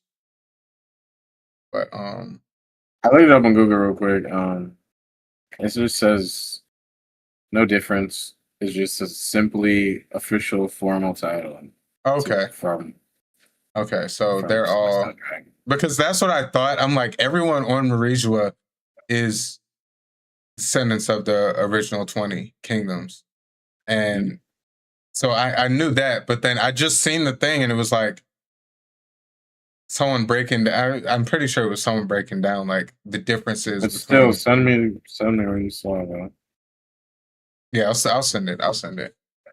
I think I know where I seen it too. So, but on this page where Shuri just completely turns and attacks Brooke. How did you feel over this whole course of this chapter? Do you feel like, obviously her thoughts were being manipulated, but I still feel like there was a lot of self-will and conscious coming from Shuri's character. We see her eyes are changed. You know, her eyes haven't been this mismatched throughout the chapter and stuff. So, you know, it's been clear that she's been possessed, but we still kind of hear it's hard for me to say because we still kind of, I guess we got that with Harold too, when he got the covenant. I was thinking because even with Domi Reversi, they're Rox was very strong-willed to fight as much as he can, but he would, I guess so. I just wasn't sure because I was like, the thing she was saying was still very like, dang, does Shuri, is she, I know she's a victim here, but like part of me felt like she was still a little bit more willing than fighting it and resisting it. I mean, it's probably just, the part where these people are not even my family for real. Mm-hmm. She's on the high, I feel like. Yeah. I mean, she still is a 16-year-old girl. We gotta take into account, I guess. Yeah. She fully switches on Brooke and stabs him precisely through his skull and leaves him for dead. I'm pretty sure that's his move too that she used on him. Oh yeah, for sure. I think everything that she knows is like through Brooke. Yeah. Do you feel like, part of me was on the fence of maybe she stabbed him there purposefully, like you not intending to kill him? But miraculously he survives. I feel like this is possible restraint of the Domi Reversi. Like that's all she could manage to do. Was not kill him. Mm-hmm. And maybe deep down inside, sorry to cut you off, maybe deep down inside she was like, once she felt a little bit betrayed by Reuben, she was like, okay, I can still save the rest of Asperia by ending this, like, because she still feels like she ended the war, ended the fight because she took out the king. So maybe, like, she was like, okay, I killed Reuben. I'm gonna do what I can to not kill Brooke. And then since I killed Reuben, I could save everybody else. We get out of here. Maybe, but keep going. He wakes up in a hospital, yada yada yada. The king is dead. He's still trying to like store his feelings away, Process and hoping everything. this is all a dream. Yeah. I just thought about it. I wonder if like that crack in his skull is the one that we see from the stab. Ooh. Does that mean it was like hockey based, or because he drinks milk and heals everything else, but that? Nah, that's a good point. I don't know. What if he can control what the milk heals, and he's like keeps that there's like, a memory. Bro. Oh my god. One funny thing I just thought of immediately when I seen this, because obviously we know Brooke lived this, so I seen him get stabbed in the head, and I'm like, then we see next panel and it's out of his head, and I'm like, they couldn't do this with Ja Rule? Nah, bro. Who pulling that out, bro? You're right. I guess this little this sword compared to the sword that's in Ja Rule's head is all the way down to the hilt, bro. Yeah. Bro. Oh man. But yeah, I was just that's immediately what popped in my head. I was like, damn, they can patch him up like this.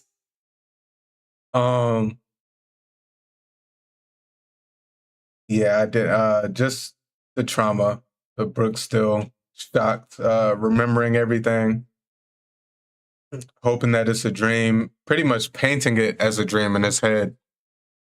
Even though he knows what he saw, he knows what he experienced. I mean, shoot, he did that for 70 years up until present day. He in his head, he pretty much convinced himself that it was all a dream and stuff. And then boom, we're back. Straight like that, we're back. Yeah, all that complaining y'all was doing. Oh, another backstory. We're gonna be here for months. Not just one. Brooke trying to deduct all that to Brooke explains how he blocked out all those memories, deducting them to hallucination and dreams.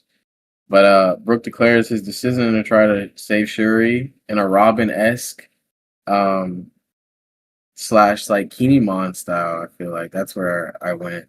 Is that on this page or yeah, it's on this page.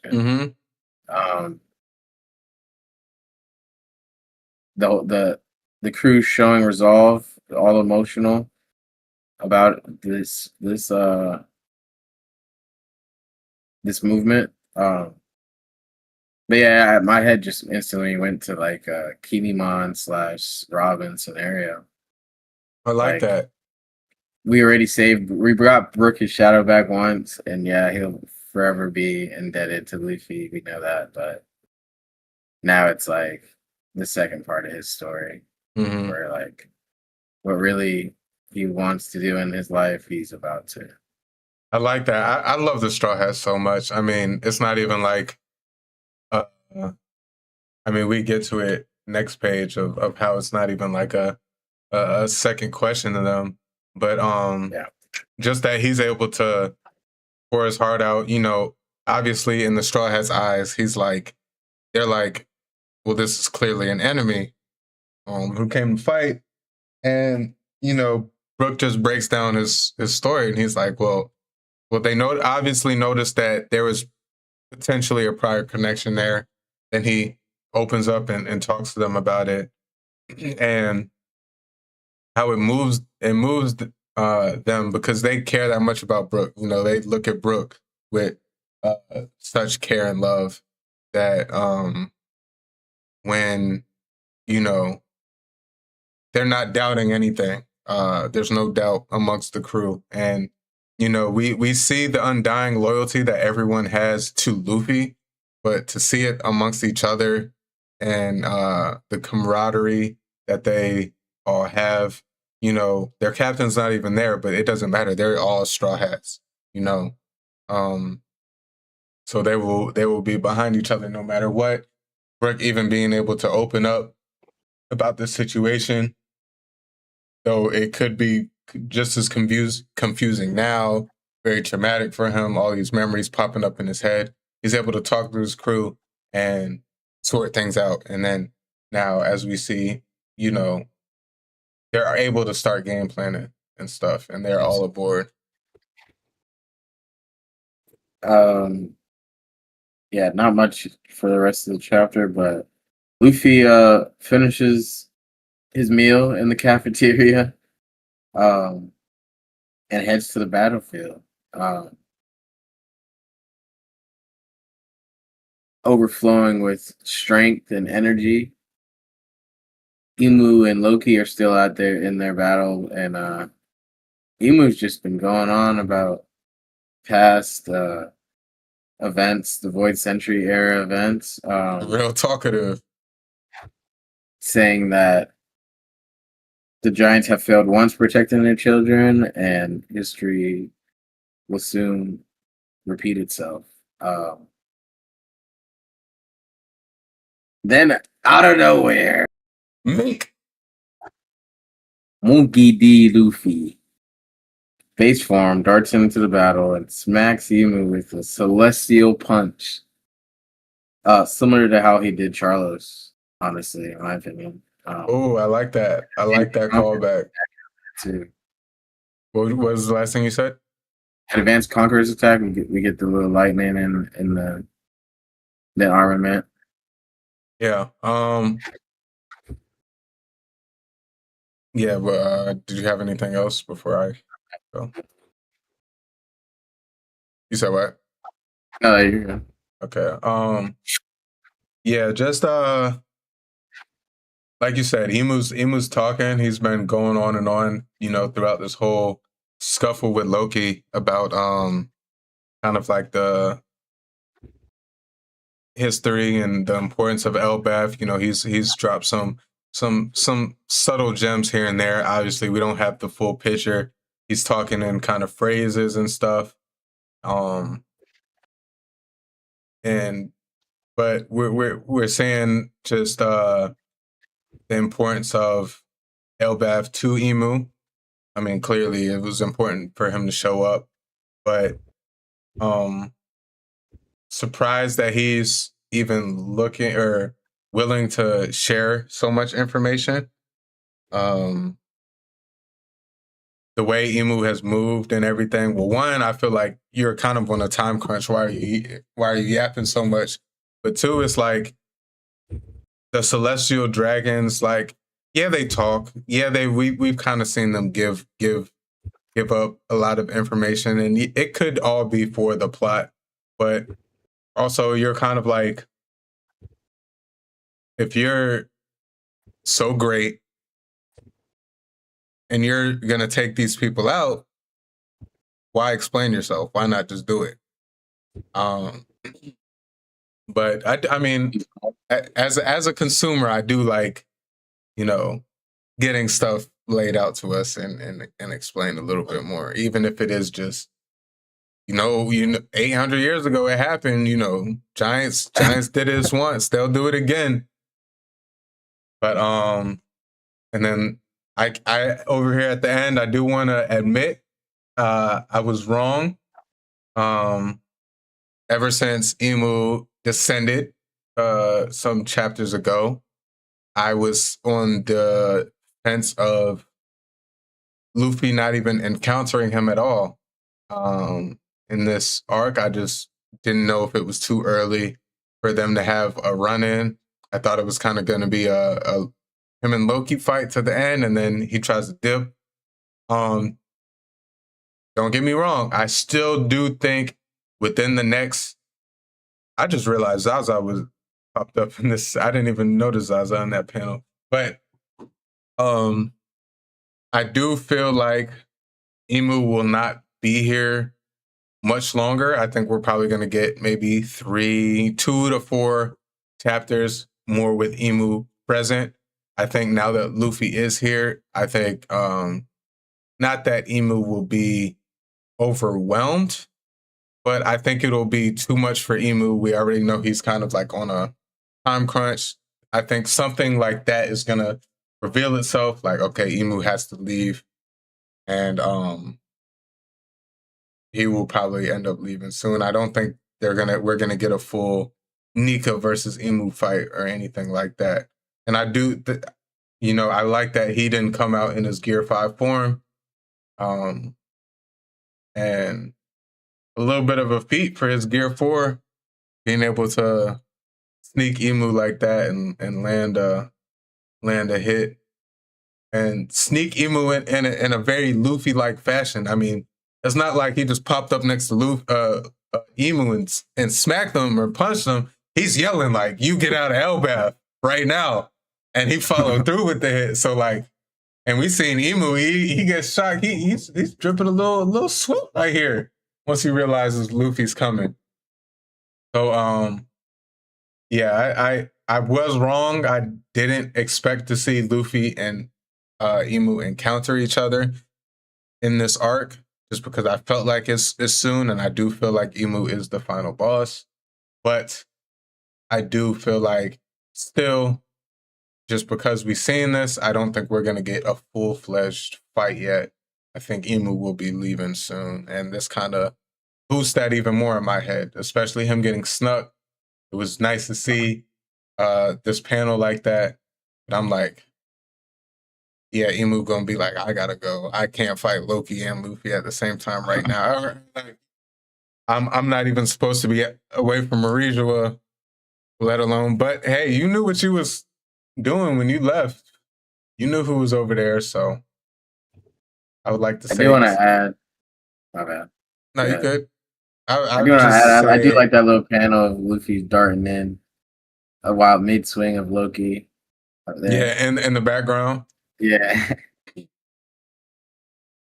Yeah, I think that's cool. He looks like a little gnat flying in. Literally.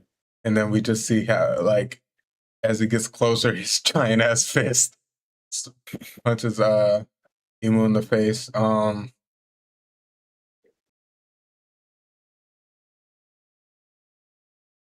Yeah, that's pretty much all I had.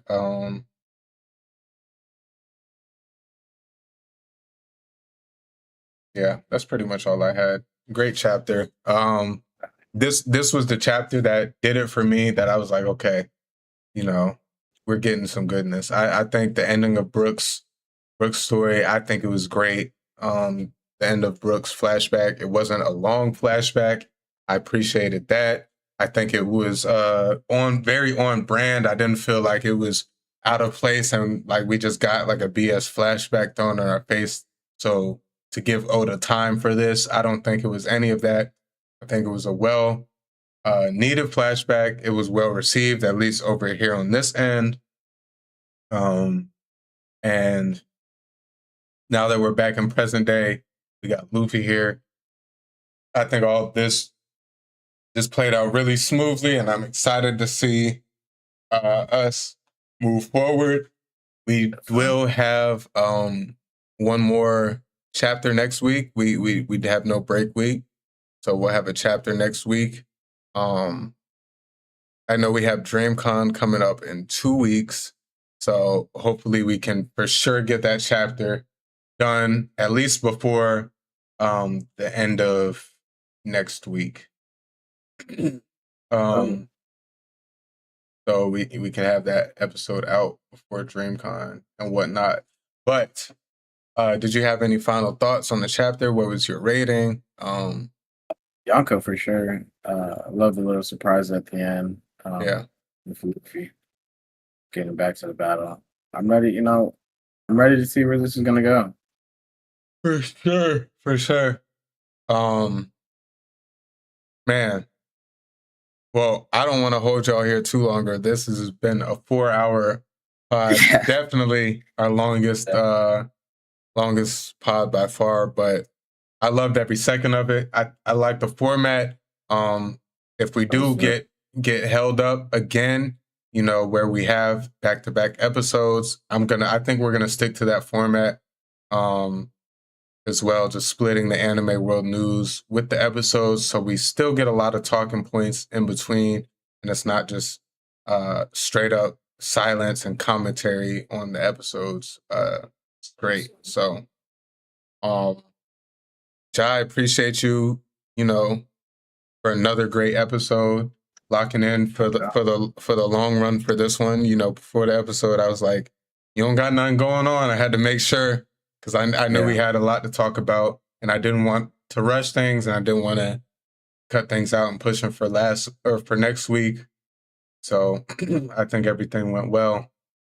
Manga Chapters, very good episodes. Last one was definitely a Yonko. We're getting into some great episodes. Like I mentioned last podcast episode, we're getting all 26 episodes straight this year. So we still got a good amount of that to go. In terms of the anime, Chapters have been releasing.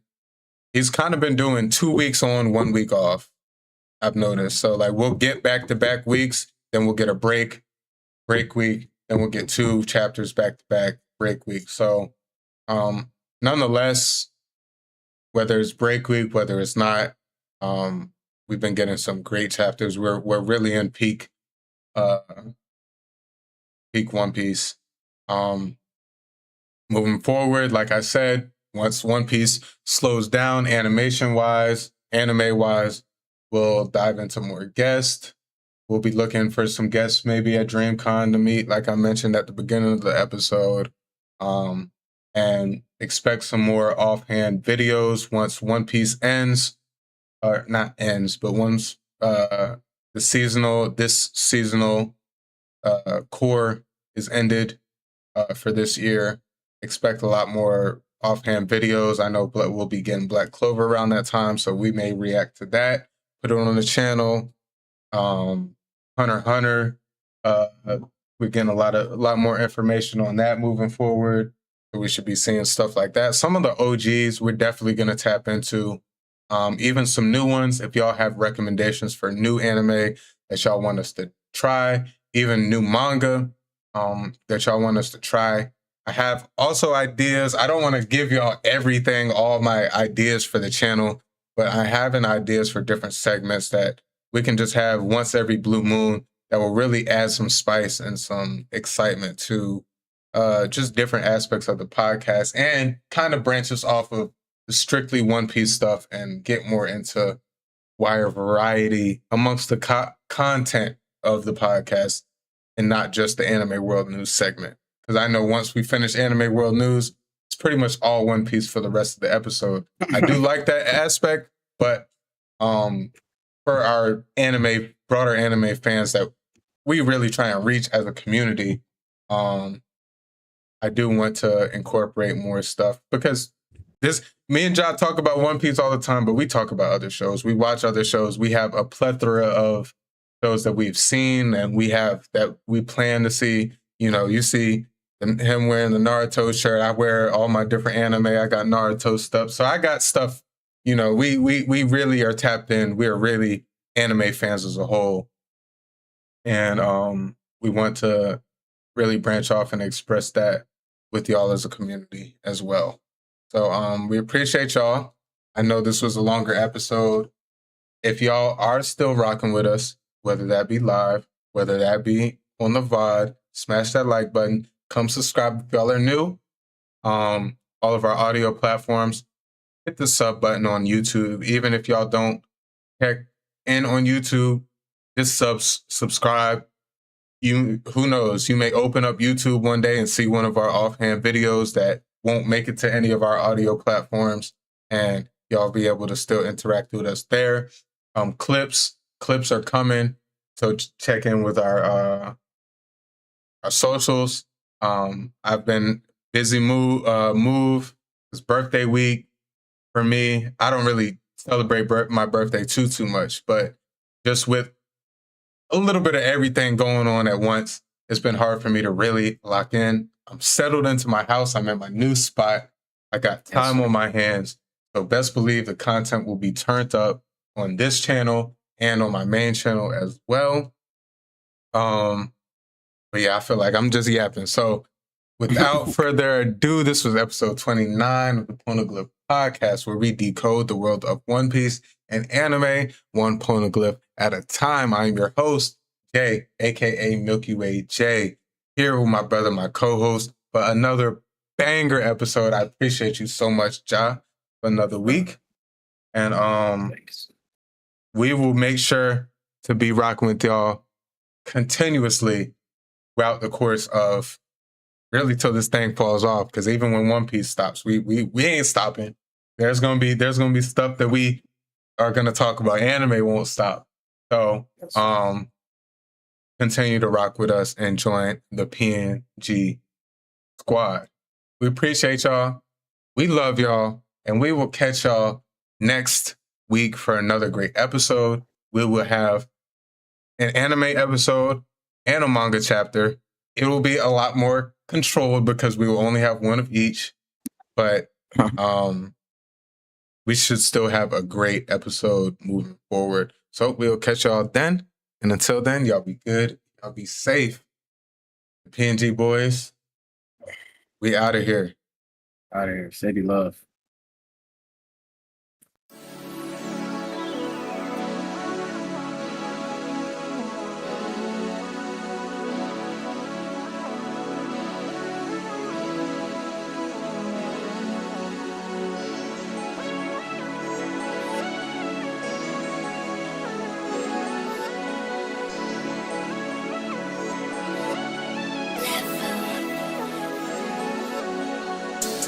If you're not feeling it, be honest. I'm dashing in the coupe and going Sonic speed.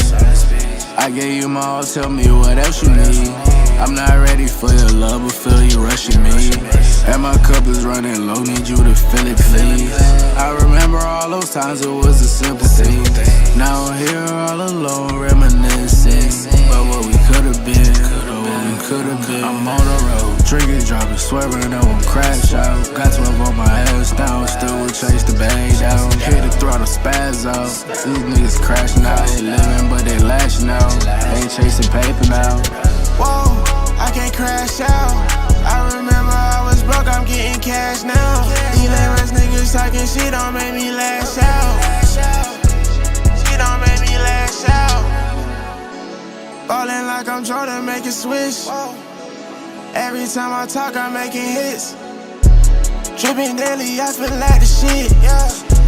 Yeah, I'm going, I can't reminisce. If you're not feeling it, be honest. I'm dashing in the coupe and going Sonic.